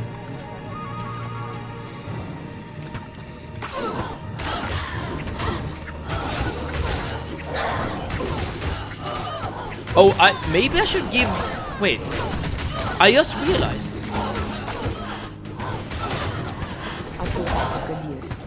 Nice! Okay, so I can give her some stuff as well. Okay, this is something I need to remember. So if I do find like a bow, I can give it to my companion. This game looks a lot better. Well... Does it still look a lot better, Soren?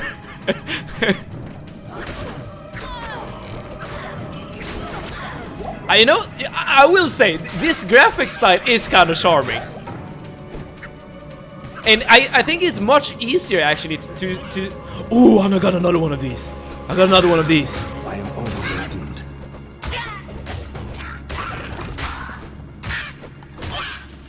Oh, +1 to teeth!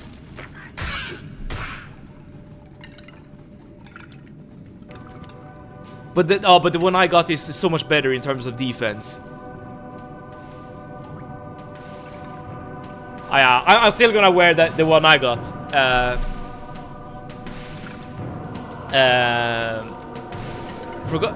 Tap O. What does that do? Oh, that is the inventory of the companion. Got it. You do have a companion that follows you around and attacks your enemies too. Yes. So at the top left here, you can see all of the guys that fight for me. So I have this mercenary lady, and as well as my 4 skeletons. You can keep it in the second slot and switch whenever you want to spam teeth. Oh, that's so clever! Yes, of course! Yes, of course! Oh! I can do this! Yes! You're so right! You're so right! Oh, that's so good! That's so... Yes, of course! I don't need to make the choice. I can have my cake and I can eat it too. Perfect, perfect. In normal difficulty, defense is king. From 9th floor onwards, you resist our absolute priority. Well, it's a good thing that I have the high defense preserved head then. Because, yeah, I can take some hits from these guys and not worry. And it's also good that I put like so many points into vitality. So I'm actually quite chunky with this character. Remember, switching away from your wand drops a point from Ray Skeleton. You will lose a bone boy. Okay. That is good to know. That is very good to know. But I think my maximum amount of skull boys is still 4, even if I lose a point. I am overburdened. I think.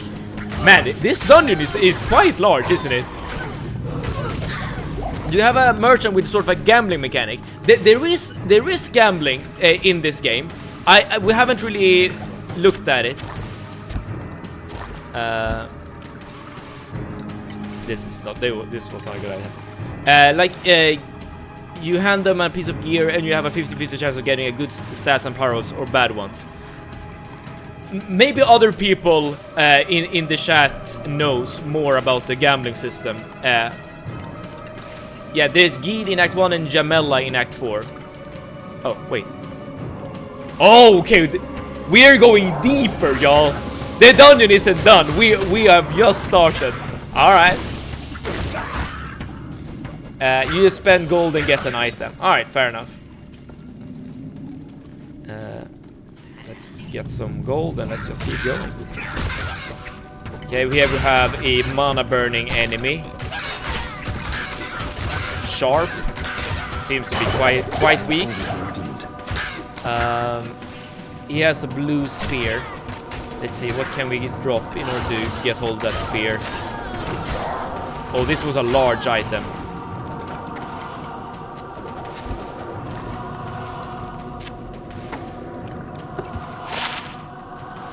5% chance to cast level 3 firebolt on attack.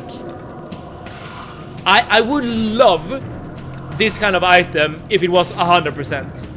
Because then I would have like a proper ranged attack. But yeah, given that it's only 5% chance, I don't think I want this. Let's get rid of something like this. And let's do something like this. You spend usually it's not worth it. When you start hitting millions, then sure. Because that's a thing in Fate. You used to get a really good stat for my gear with one real bad stat, or all of the stats will get removed. It does remind me what you're describing right now, Soren, of a Path of Exile. Because in that game, there isn't gambling per se in Path of Exile, but the crafting system does have some RNG to it. Ooh! I am overburdened.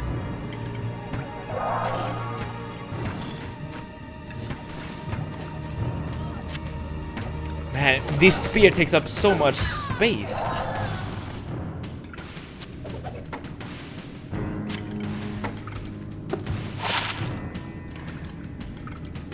Staff class, fast attack speed, increase attack damage.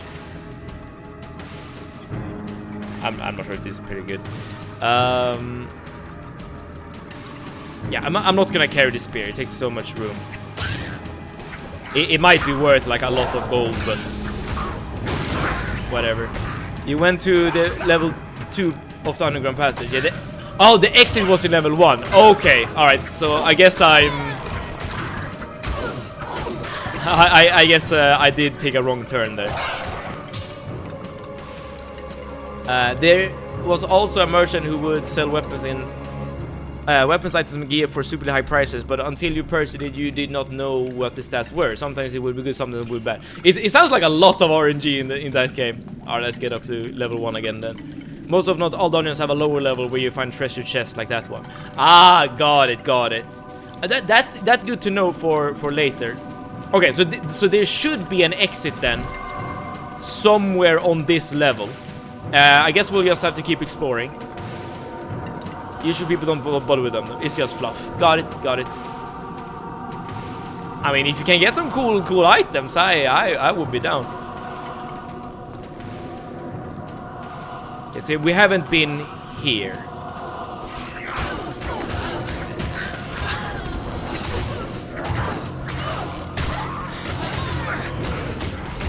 Okay, I see the shamans. I'm just gonna go directly towards the shamans. And even though I have like 4 or 5 guys on me, like it's all good basically. We are a very tanky necromancer. I like it. I will say I'm loving the character for sure. Maybe I would like a druid as much as a necromancer, given that the druids also have these summons. But I am very satisfied with my class choice for now. I love the golden legendary items that were rare dropping from fishing in the ponds of each level. I mean, that's the dopamine, right? When playing ARPGs, finding like the upgrades. I've yet to try out a mage or a bowman build. Are you more of like a warrior kind of player? Okay, we haven't been here either.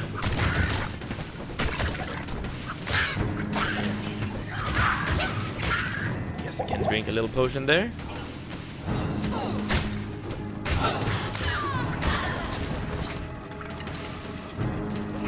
Either tanky warrior or speedy dexterity. Got it.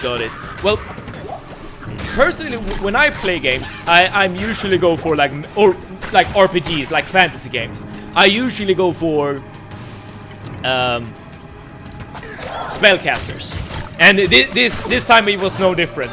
However, this is I do enjoy the aesthetics of a necromancer a bit more than a mage, so I'm really happy that we had the option to play something a bit different, and it seems to be a very competent and strong class.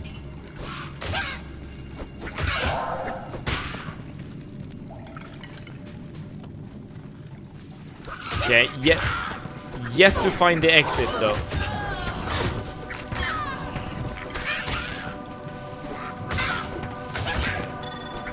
Oh, what was that?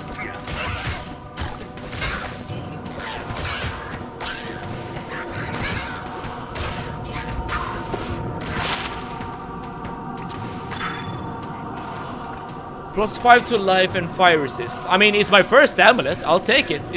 It's definitely an upgrade. If I remember correctly, there was a spec called Devilish, which increased your attack speed by double, which worked perfectly with fast-swinging weapons, especially while dual-wielding swords. I see. I mean, I don't have a good reference. To the Darkwood, yes, this is where this is where we want to be. But it sounds great though.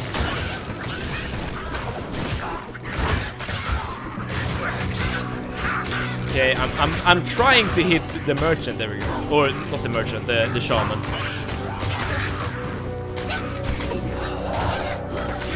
Is there an explanation to why all of these monsters are helping each other? Because the Vile Hunters seem to be a bit different, at least aesthetically, to the Carvers. But nevertheless, they are helping each other.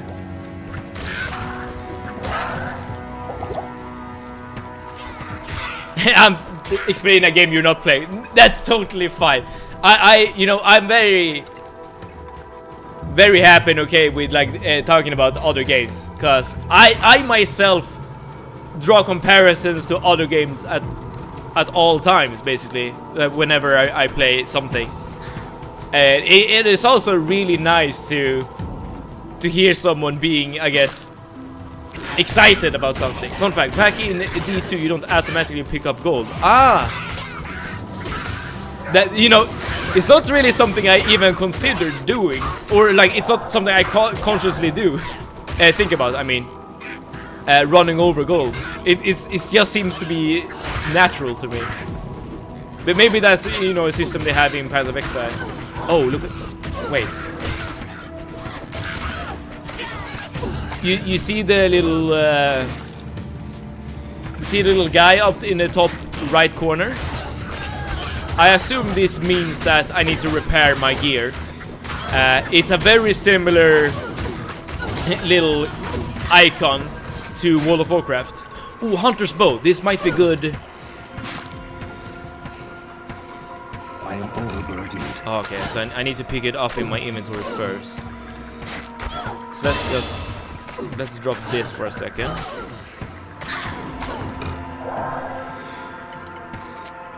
I'll put that to good use. Nice. Oh, and we leveled up as well. Perfect.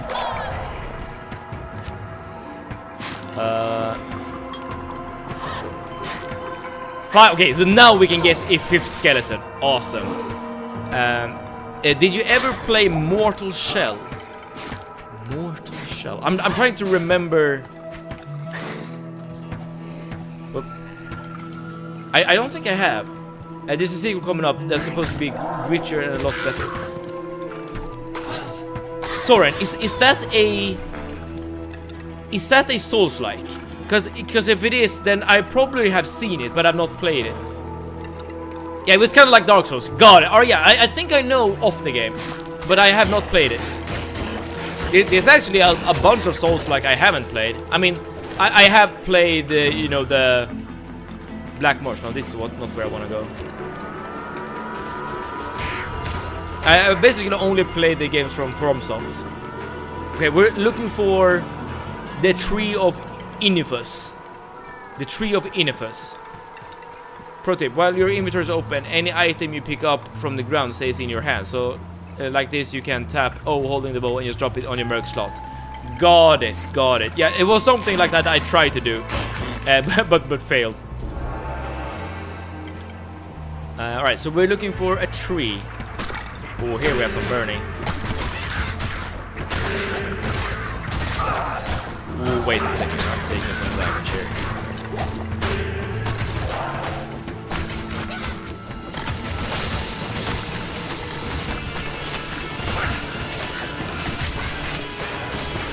I need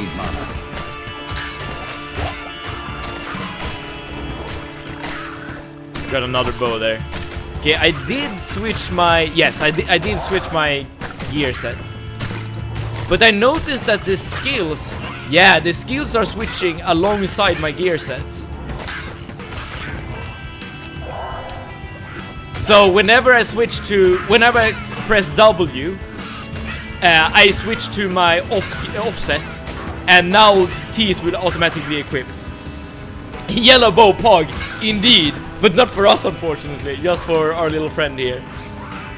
You start off as a spirit and you possess one of like 4 different characters who have different permanent stats. I assume that's, you know, the classes.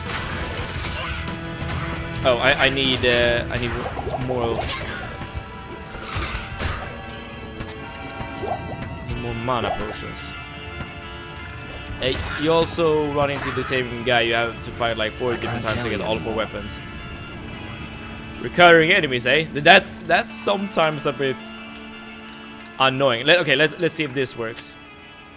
I can't use that. You can't use that. Why?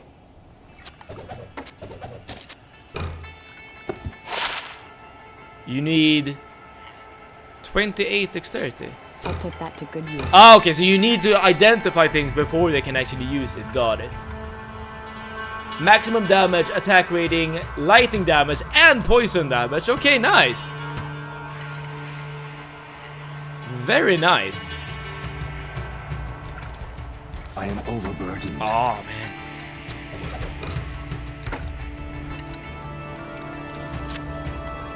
Oh, this was a large weapon.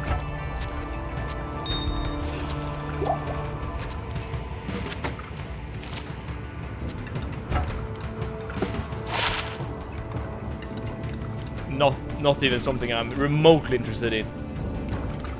Don't miss my last tip. Also pro tip. The mercs you can hire in Act 2 are the best. Anywho, gotta get started on disconnecting this transmission. Catch you later. Thank you so much for tuning in, starring Gilfang. And I wish you all the best with your truck. And, you know, with everything else as well. Okay, so the mercs in Act 2 are better than the mercs in Act 3. I can't carry anymore. Okay, we got a new helmet here. Let's get rid of this. Barbarian only. Unlucky. We have a superior wolf's head. Is this also barbarian only? No, druid only. Makes sense. We have a key that I can't... Oh! Taking damage. I assume that's fire damage. There we go. If you want breaks, say goodbye to that +1 skill until you fix it. That is a very pro tip, I will say. Oh, I can only have 1 key at a time. No? Huh, weird. Yeah. I'm gonna repair the one for sure, but first and foremost I need to figure out where this tree is. I also need to summon another skeleton. There we go. You can have 12, they stack. Yes. Okay, we have another bow. Oh, another preserved head. Managing the inventory takes a lot of effort. +1 to bone armor. I don't have that skill though, unfortunately.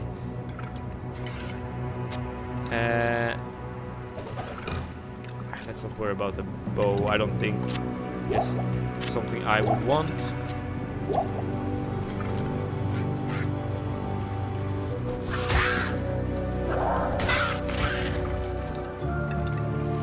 Now, where is this tree I'm looking for? Oh.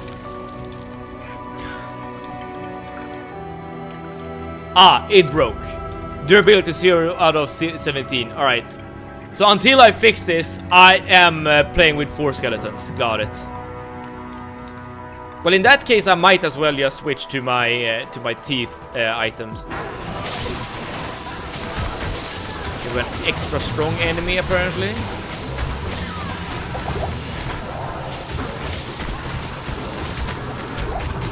Nice.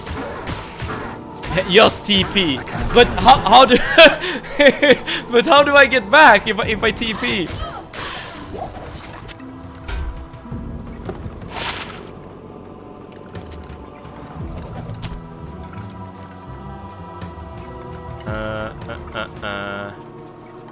I'm not sure which one of these are better.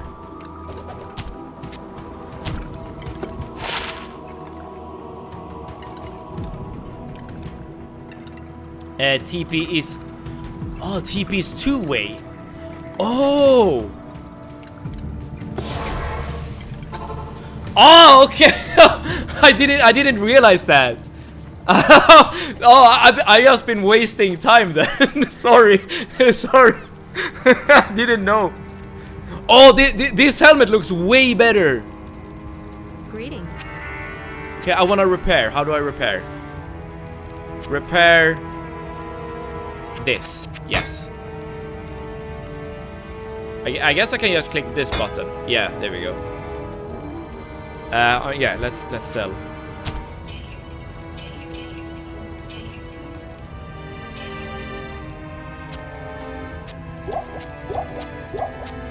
I do feel like I can get rid of some of these potions, right? Maybe I can get rid of like the smaller ones, like these. Yeah. And we can put a lot of these on our sash, which saves up a lot of inventory space. Okay, so it's so much easier to get back to town than I thought, because you can just keep spamming these. Oh.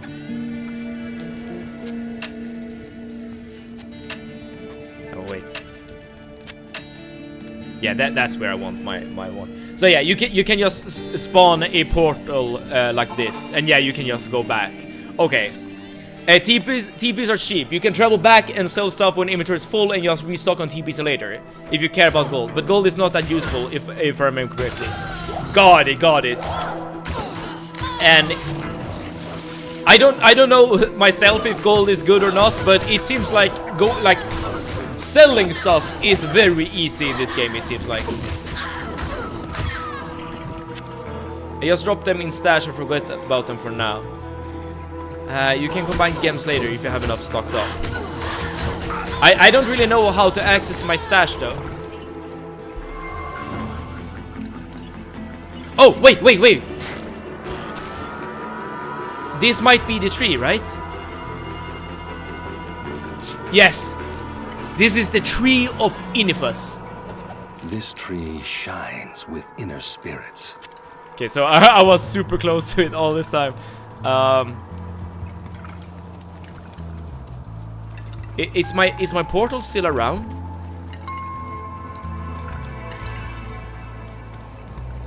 And now find the waypoint. I was thinking about just taking the portal, but maybe getting the waypoint is better for later. Trust me, you don't want to miss them. Got it. Well, I can definitely just run around a bit and look for a waypoint.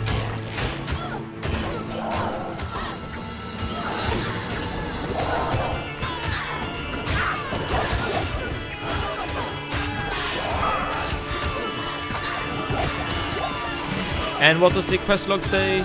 Okay, I just need to go back to town. Easy.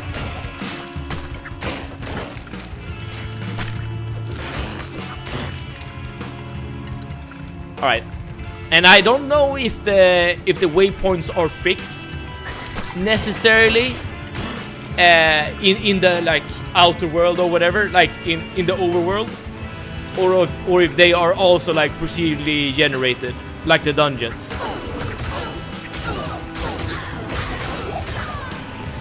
But given that you're saying that waypoints are something you don't want to miss, I get the feeling that there will be some backtracking.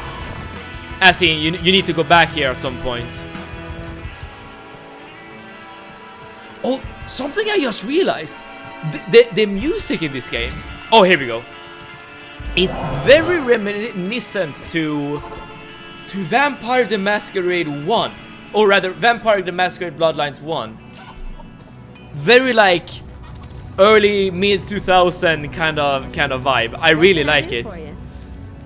Okay, so I should remember to click this button whenever I get back to town. And what is? Oh, this is the scroll we got. How do I access my stash? Ah, stash. Your private stash. So I don't need these. Good. Good, good, good. Alright, alright. Let's hand in this quest. Hello there. Ah, very good. I have translated the runes on this scroll.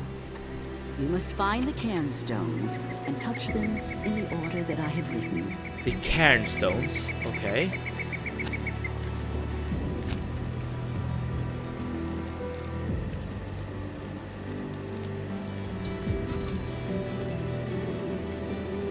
Right click to read. Okay, so that's the order. Easy peasy. And where are the... Yeah, this is where I want to go. Okay. So now we can just go back. Wait, where am I supposed to go? Oh, I need to go to the stony fields. And I don't have the waypoint at Stony Fields. But I have been inside the Stony Fields before. Oh, when was that?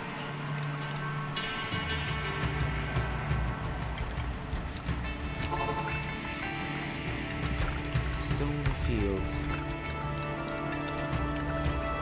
I'm trying to remember where we have gone. I guess if I follow this path right here. Oh, let's also move my camera. Maybe it's better to have my camera here. Yeah, maybe this path is the one we took to the cold plains. Or the stony plains.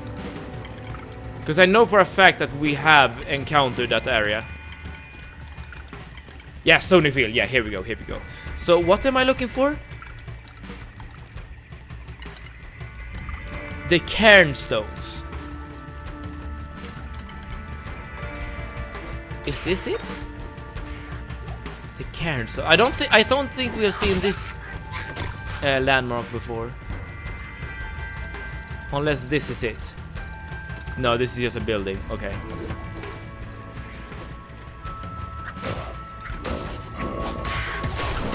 Okay, so something I need to remember to do is whenever I get to a new area, I should always look for a waystone.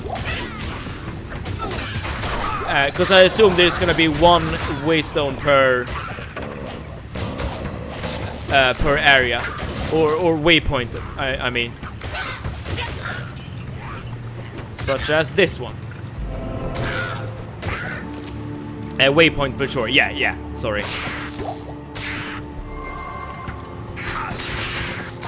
So whenever I get this buff, is it better to just spam teeth? Could be. It does deals a decent amount of damage.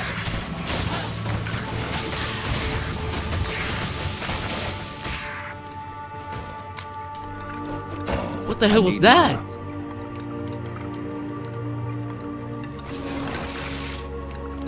Gross. Alright, we keep looking. We're looking for the cairn stones. Hopefully they will be easily spotted.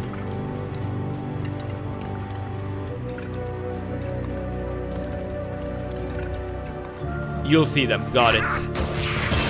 Ooh, level up, level up, level up. How many times can you, like, put skill points into one skill? Because I've put every single skill point into raised skeleton, except for one. I mean, at some point it should be good to get the skeletal mage, right? But you need to be level 12. And I'm on level 9. Max skills is 20. Okay, so there is a cap.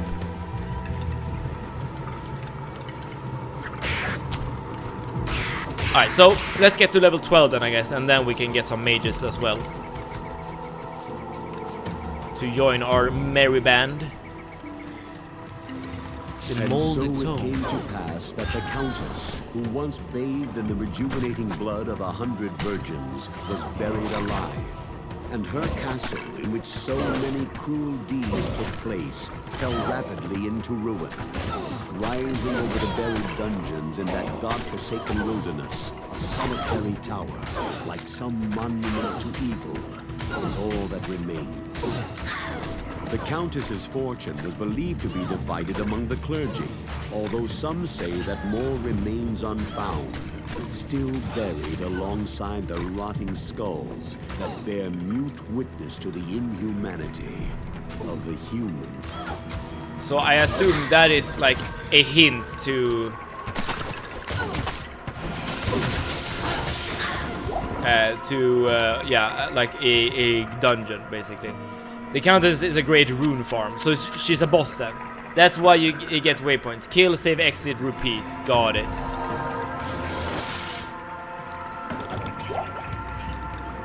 All right. But yeah, we're so that's a quest actually. That's actually the next quest. Look for the tower in the Black March beyond the Dark Wood. Got it. All right, but let's start with the stones before we get to the tower. And we do know the waypoint, right? It is yeah,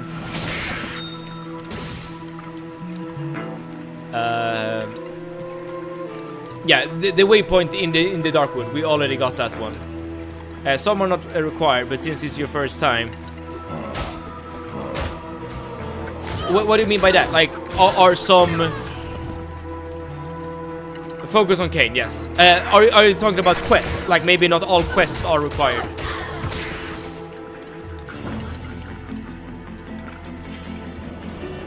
Some quests are filler. Got it. Well, I would be down to investigating this tower for sure.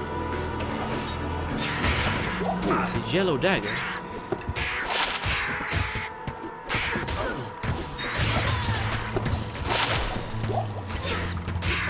These are upgrades for me though. Yeah.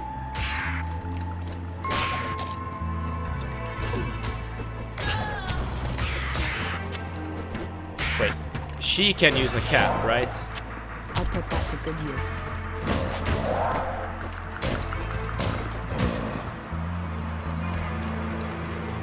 Where the hell are these stones? Remember to find Ver 2 while in Tristram. It is profitable. Right. Well, Tristram seems to be quite a large area. But I'll try to look for him. Here we go. These are the stones. Okay, let's clear the place out of enemies first. And enemies are so quick in this game.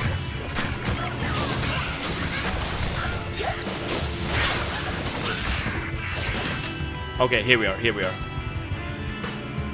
And the order. So they are upside down, is that it? No, you can actually see the little symbol here. So 1, 2, 3, 4, 5. What?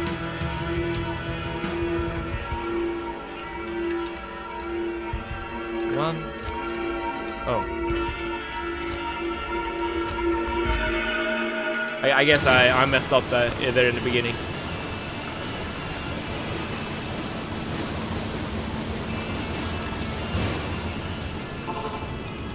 Oh, all that's left of proud Tristram are ghosts and ashes. I conflated Tristram with the Dark Woods. I just assumed that it was the same area, but it's not. They're not normally quick. Rakinishu is a mini-boss that enchanted with speed, and his minion gets it from him. Aha! I didn't even realize that that was a boss fight. Okay, here we are in Tristram.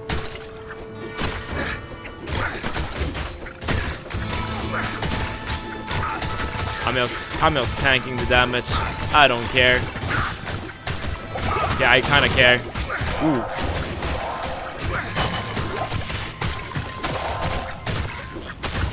Turn. The monster's name color is the hint.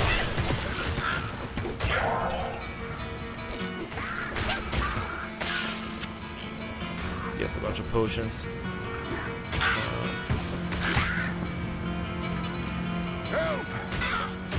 Deckard Cain, I'm coming! Kane's gibbet. Deckard Cain, if you value your life, leave here immediately. Okay, we found him.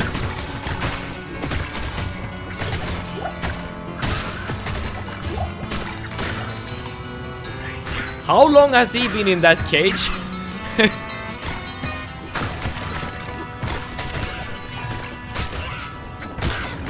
You know, something I need or would very much like to have is some sort of AoE spell.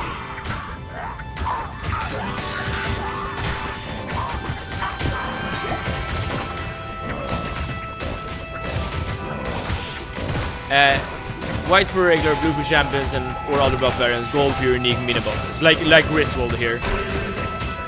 Corpse explosion is amazing. Eno did mention corpse explosion as well.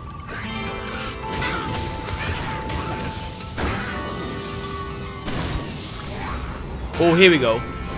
Cast on the corpse of a slain monster, it explodes, damaging nearby enemies. Yes, this is what I want. This is what I want.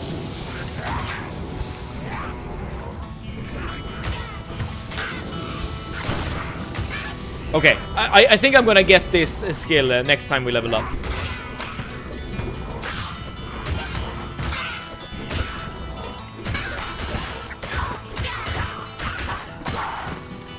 Okay, so before we head back to town, the rogue encampment, let's find this Vert guy, if we can.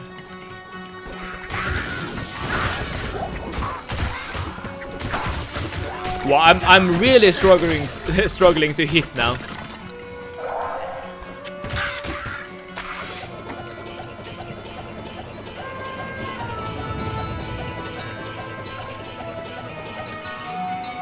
I guess we found him. There's Vert. I can't carry anymore. Let's see here. Let's get rid of these.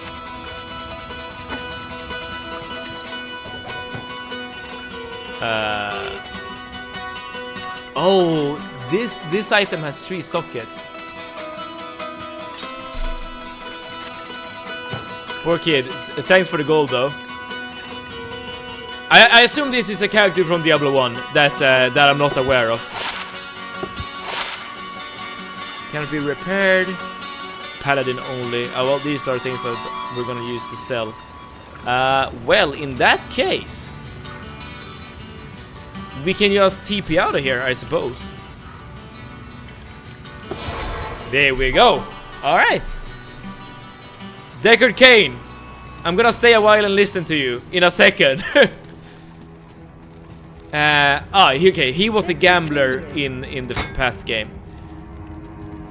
Item cannot... Oh, you can't get rid of this item. But I don't need it. Don't need this either. Okay, let's sell all the tiny potions and keep the rest. I guess we can stash the leg just to get rid of it. Yeah, I think we're good. Deckard Cain. As a token of my gratitude, I will identify items for you at no charge. Ah, okay. Regrettably, I could do nothing to prevent the disaster which devastated Tristram. It would appear that our greatest fears have come to pass. Diablo, somehow Diablo Lord of returned. Terror, has once again been set loose upon the world. As you know, some time ago, Diablo was slain beneath Tristram. Yes, this is Diablo 1. When our hero emerged triumphant from the labyrinth beneath town, we held a grand celebration that lasted several days. Yet, as the weeks passed, our hero became increasingly aloof. He kept his distance from the rest of the townsfolk and seemed to lapse into a dark, brooding depression. So, wait. I thought that perhaps his ordeal had been so disturbing that he simply could not put it out of his mind. The hero seemed more Is the hero of Diablo 1 the enemy in Diablo 2? I remember he awoke many times, screaming in the night, Always something The about East, just like the Wanderer. East.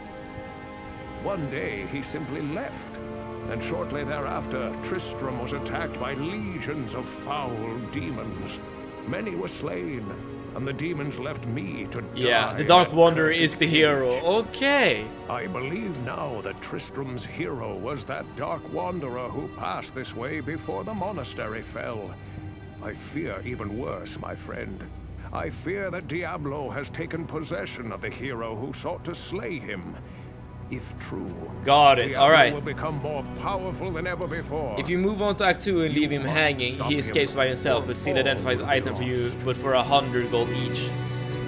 Which moves since Asgore cost just 80. I just assumed that saving Deckard Cain was like part of the main story. Greetings. Wait, I want to hear the line. Long ago, as a token of Okay, this is... that tower marks a place of danger. There is an epic poem of... Long ago, Diablo and his brothers were cast out of hell by the lesser evils. It seems that hell's balance has shifted, as Andariel is now aligned with the Lord of Terror. Her presence here in the mortal realm interesting. does not... So you can get more lore if you talk to them. Isn't the line stay a while and listen? Isn't that part of Diablo 2?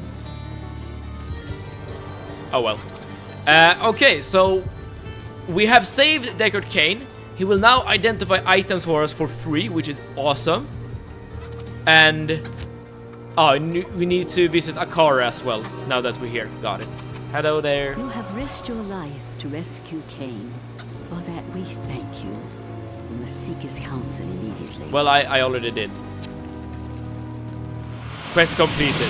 Good, nice. Alright, so now we have the Forgotten Tower. And where was that? In the Dark Wood. And we have the waypoint to the Dark Wood.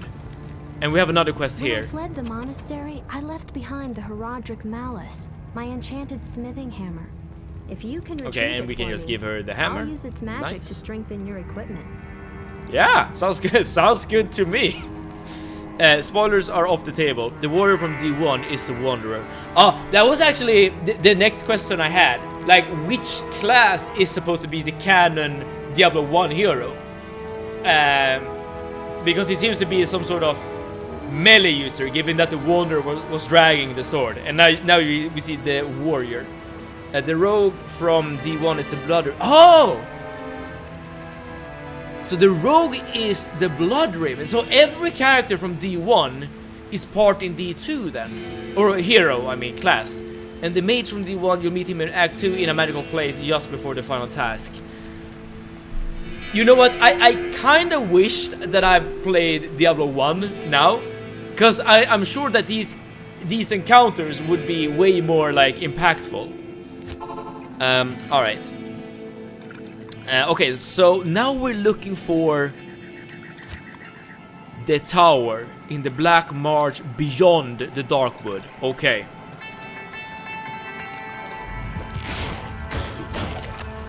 Okay. We're looking for a march that is beyond the Darkwood. So we want to leave this area to get to the next one. I am missing a lot of my attacks. Oh. Yeah, this strat of like bashing people's heads in with a wand, as amusing as it is, it seems to be less and less viable. Maybe not. Anyway, I'm not... Oh, you have not played D1 yourself. Just read a crap lot of lore. Got it. But I think it's kind of cool that every single class from Diablo 1 like has its place in Diablo 2 as well. Maybe not as like the main antagonist, but in some way, shape or form. Okay, so I'm just moving along the edge of the map here, because I assume that the march will be somewhere, as you know, as the quest indicated, somewhere beyond the Darkwood. Maybe north of the tree. Let's see. Maybe. Huh, another ring. Nice. You're not wrong.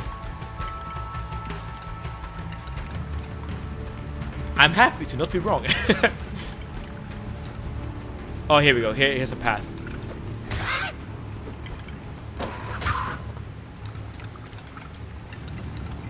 Maybe I should have gotten like a stamina potion before I went here. Well.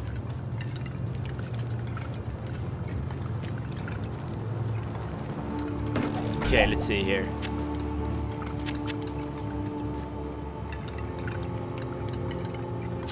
I'll put that to good use. The Black Marsh, here we go. So, now we're looking for a tower. And in the tower, there's supposed to be a countess, according to the tome we read. And I'm gonna assume that the countess is the. Okay, we're getting corpse explosion now.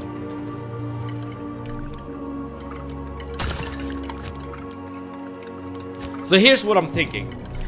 I will have my DPS mode. Oh, I apparently equipped the crude sword, whatever. I'm gonna have the DPS mode and the summoning mode. You're not getting corpse explosion. Why not? Cast on the corpse of a slain monster, it explodes, damaging near. Wait, what do you mean you're not getting corpse explosion? Look! I got it! Wait, what? I got it, dude. Are you an expert in Diablo 2 or not? Where'd you get it? I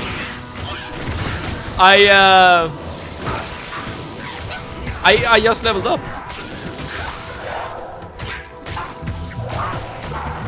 I put a skill point into corpse explosion.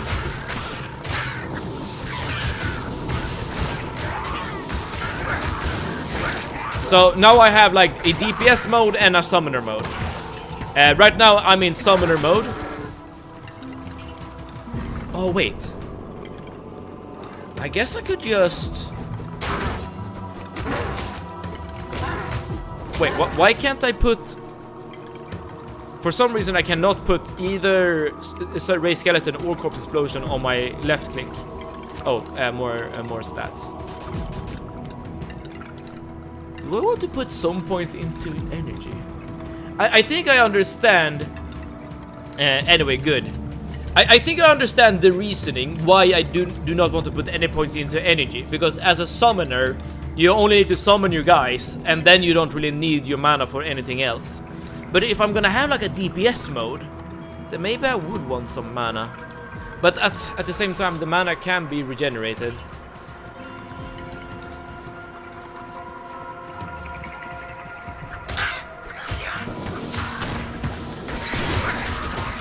We have another one of these, whatever these are, Bloodhawk Nest. Oh, they are very tanky. Okay, let's try out this new spell. Oh, okay, this... it takes up a lot of mana, but it does deal a lot of damage.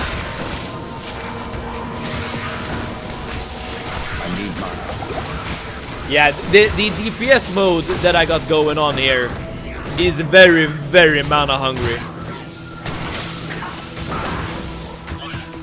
And that's definitely something to bear in mind. I can't just keep on throwing out spells. I will say though that using Corpse Explosion is very fun. So maybe it is good to put some points into energy. I guess we'll see.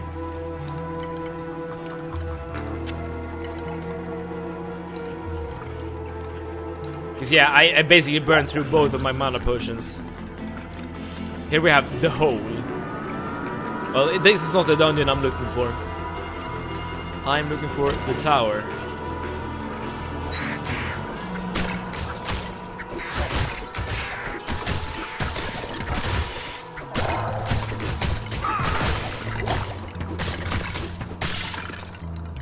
Mana potions, let's get those. Oh, nice. You can bind skills to the F key, I think. Oh, really? Right now, this is what the F key does. You can get some better look on our character. You don't have too many spells to switch between now, but nice when you're getting more spells, you don't have to do it manually. Ah, F1 to... Ah! Those F keys! You can hover over them and press the F key.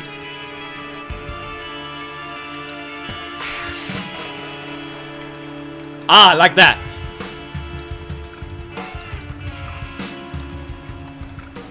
But how do I actually, like, use it?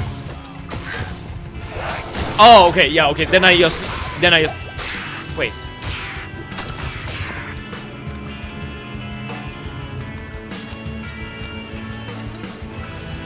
Oh, I see. So, okay, so I equip them in my active slot by using the F keys. Got it. Okay, I understand. Press S first. Oh, okay. S brings you up all of the skills, and then you can just rebind them.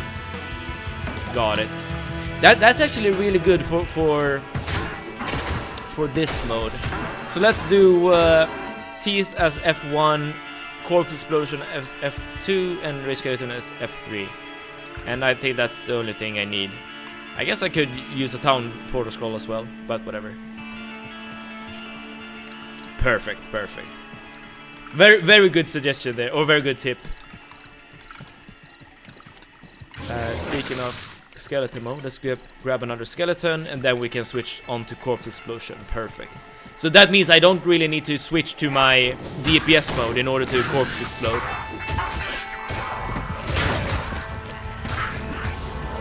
Nice.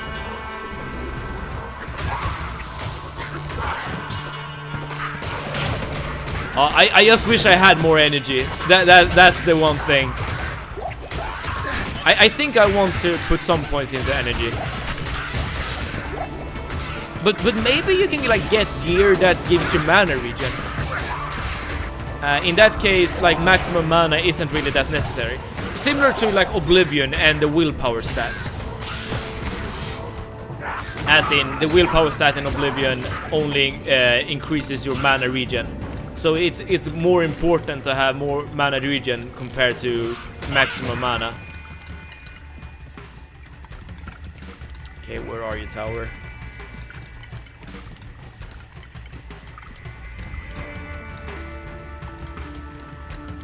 No.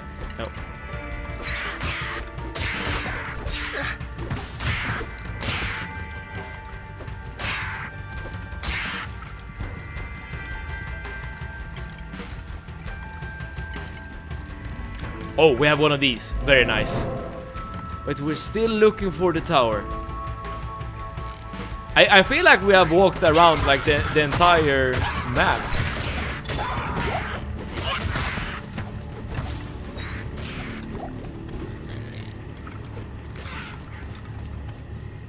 What is this?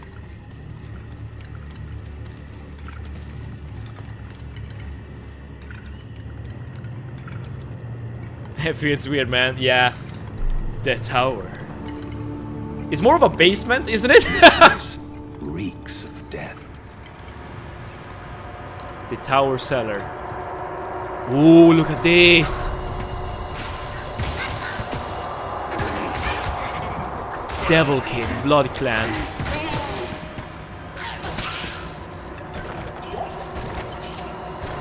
Undefiled grave. Wait, does that mean I'm just going in here and defiling graves? I am overburdened. I mean, you do what you gotta for the loots. Oh, I did not mean to drink that.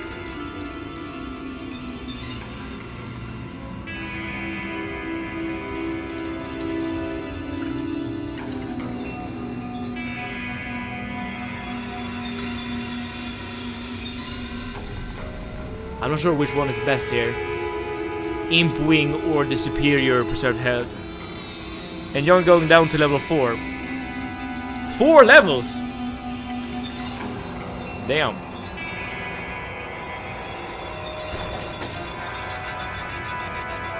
Yeah, we got our work cut out for us. I assume that the final boss is gonna be on level 4.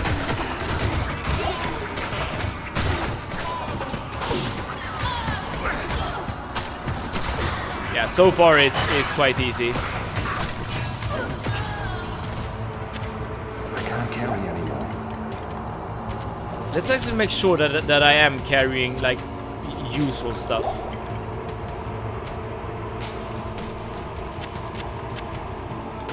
So I'm just looking at my potion situation. Yeah, so I got a lot of potions now for basically everything. And I have some room for like items to sell.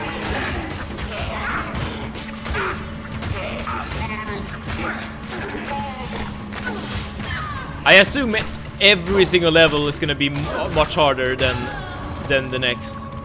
Because right now this is quite easy.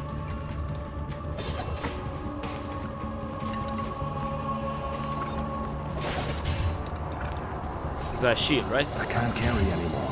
Yeah. Wait.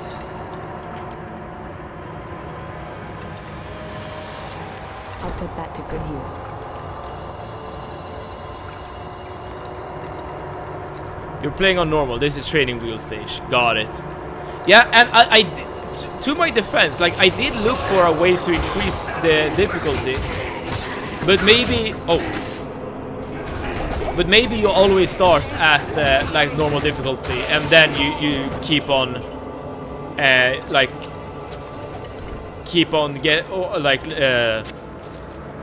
getting harder and harder levels as you play. What can we get rid of?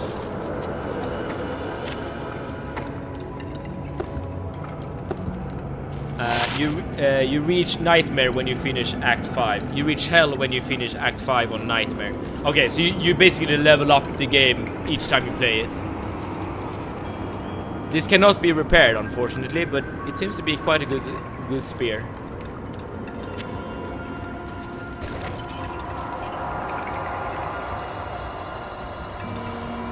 Oh, I see a door here, or a purple.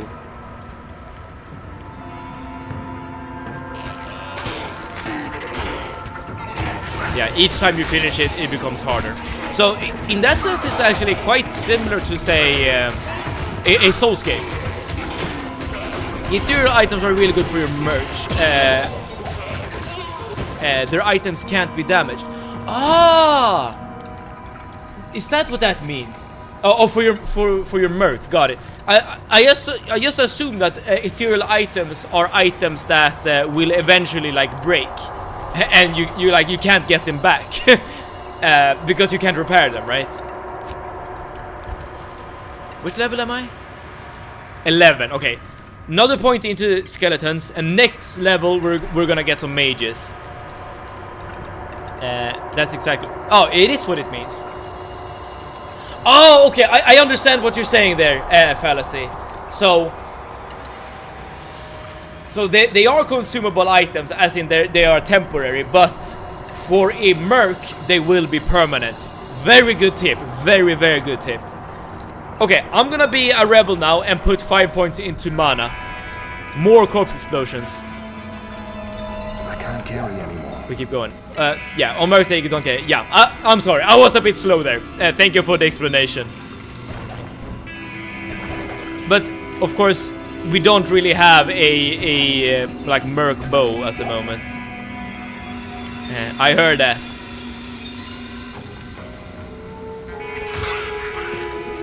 It doesn't seem like the levels are harder. Oh, trap barrels. Oh, what is this? Ghosts. They look spooky, but that wasn't too bad. Level 4. Where are you?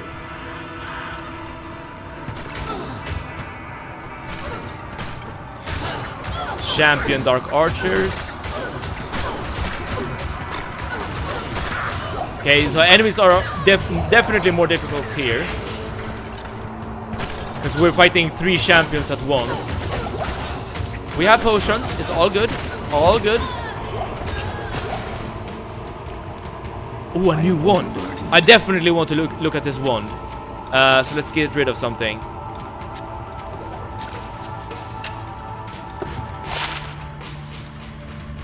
Not for me. Not for me.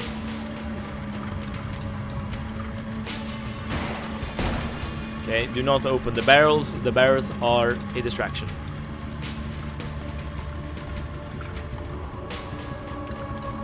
Okay, where are you, Countess?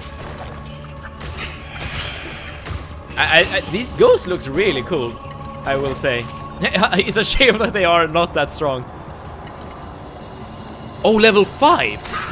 I just assumed that level 4 was the last level.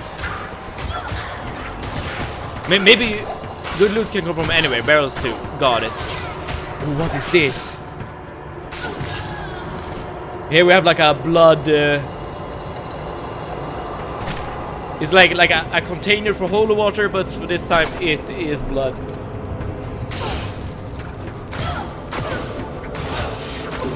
Ghostly Dark Archer, easy peasy. Okay, be sure to check all rooms here. Got it. Okay, so they have definitely made the enemies harder here.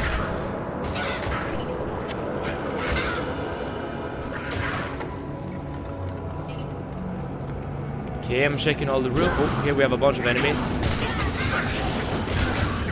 Wait, I can't. Someone is spawning like these firewalls. Oh, the Countess! I didn't even notice. All right, we got the Countess. When a bunch of gold. Look at this! Look at this! All right. We got a tall rune, an L rune, a dirk, a grand charm, a bunch of things. Okay. What can we can get rid of this. Okay, what does this mean? Can be inserted into socketed items. So they are similar to the socket we got earlier, but these have other effects. Attack rating and light radius, and other things increase defense. And here we have poison damage over 5 seconds, and then poison resist. Interesting. This doesn't seem like, unfortunately, this doesn't seem that good for my character, because my damage isn't mainly from my wand, right? It's mainly from my skeletons and like corpse explosion and stuff like that. Okay, what else do we got?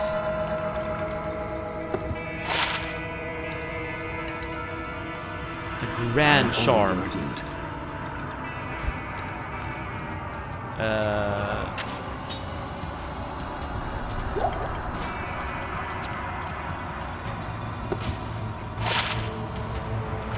+1 to maximum damage.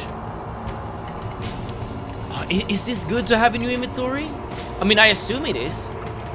Rune wards are a thing. You can socket runes all willy-nilly, but if you put them in a certain order in certain items, you can create rune word items. Stupidly powerful. So if you like combine the names Tal El Ra or whatever, right? And then you can get like another effect. That sounds like a really cool system. What the hell? Very cool.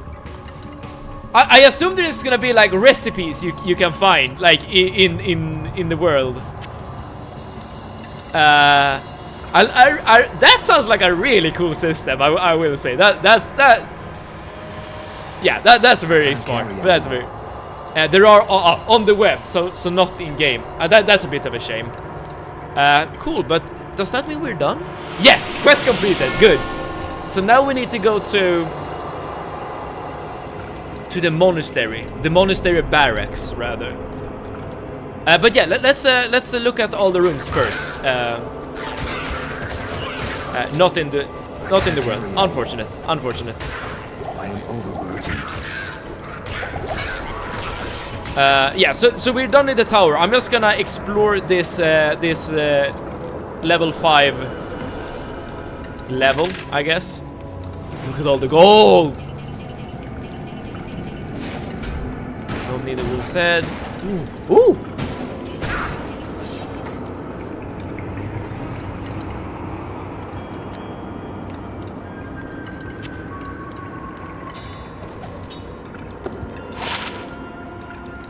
+1 dexterity, nice. Okay, but this is something you socket in, okay. Faster cast rate.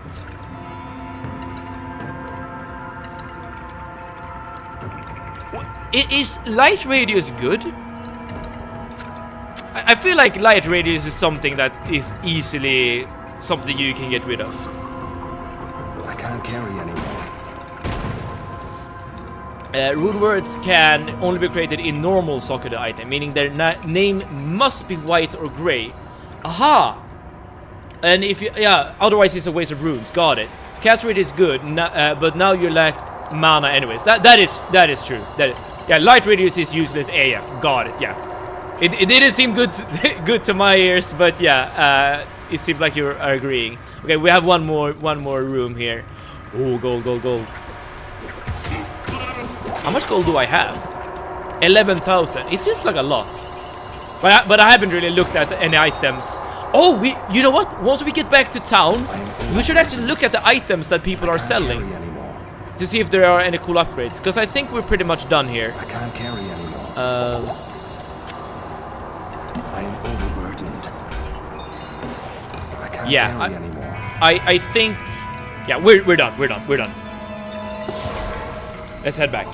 Okay. Quest complete. I'm gonna talk to you soon, Deckard. But first, let's sell and repair and do all that. Those riches will serve you well on the long road ahead. Oh, thank you, I guess. Don't need this. Don't need this. I can sell the small potions. I'm gonna keep the rest. Don't need this.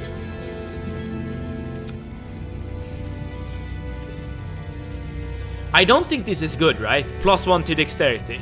It doesn't seem that good to me. And here we have add mana or cold damage. This is not too bad. Okay, let's go to the stash and put these in. Do I need this grand shot? It doesn't seem that good. +1 to maximum damage. I'm gonna put it in as well. +1 to dexterity. I'm gonna save it for now, but it doesn't seem that good. Okay, I'm gonna have a little look here. What can you actually buy? Oh, okay, so they primarily only sell...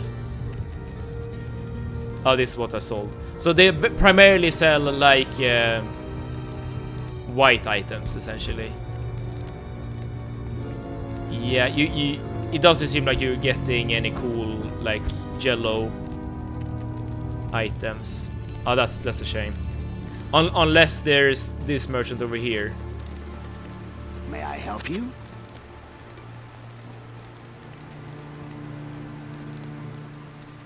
Okay, so it seems to me, at the very least, that buying items is not really a thing in this game. As in, you're not getting any cool things by buying stuff. I can't do that here. I guess I could buy a key. Let's also stock up on identification scrolls, because I am running out. I haven't really utilized the fact that Deckard Cain is identifying items for free. I'm sure there's a better way to buy these, right? Why can't you buy in bulk? You may find something nice for a low-level character, like a 1 with +3 to a skill or something. Oh, that does sound good. Okay, so we have stocked up all of our containers. And we have a bunch of potions. Oh, I do need some mana potions. Well, I guess I have the purple ones in case I need it. But useless after a while. Got it. Alright, let's talk to Deckard Cain. He did have a... Good day. Oh? Didn't he have a exclamation mark? Huh, maybe not.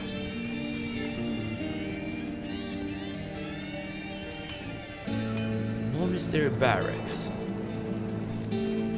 I assume the Monastery Barracks will be somewhere in Tristram. And when you reach Nightmare, you really start to focus on unique set items and rune words to boost your resist and damage outputs. Got it. I mean, yeah, it does seem like the starting difficulty is quite easy. But where is the Monastery Barracks? That should be in... That should be in Tristram. And to get to Tristram, we're taking the Stony whatever, right? Stony Field.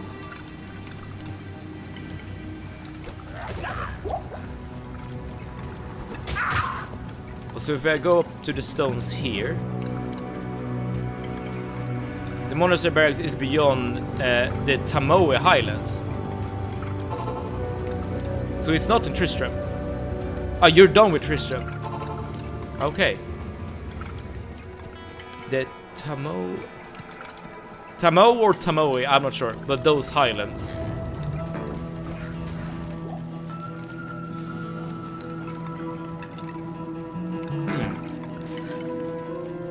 Well, I assume I need to start from Black Marsh to get there.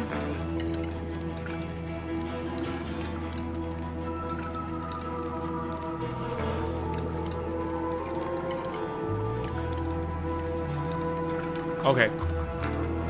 Well, I will say this. This has been a very fun introduction to Diablo. Some zones don't have waypoints, like the Highlands, for example. Good to know, good to know.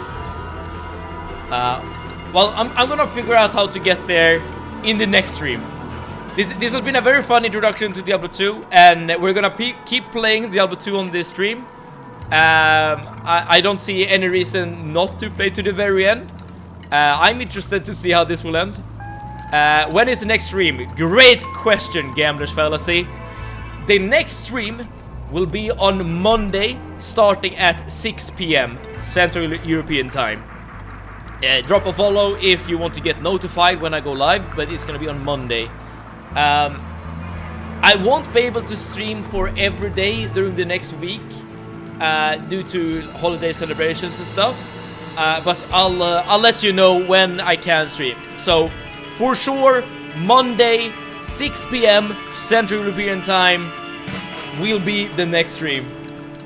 So with that being said, thank you everyone for being here. You know, Gamblers Fallacy, everyone watching, everyone writing. It's been great, and I will see you after the weekend. So wherever you are in the world, I'll try to catch you on Monday. Otherwise, have a nice Christmas. Same to you, Gamblers Fallacy. Same to you. And thank you so much for checking out the stream.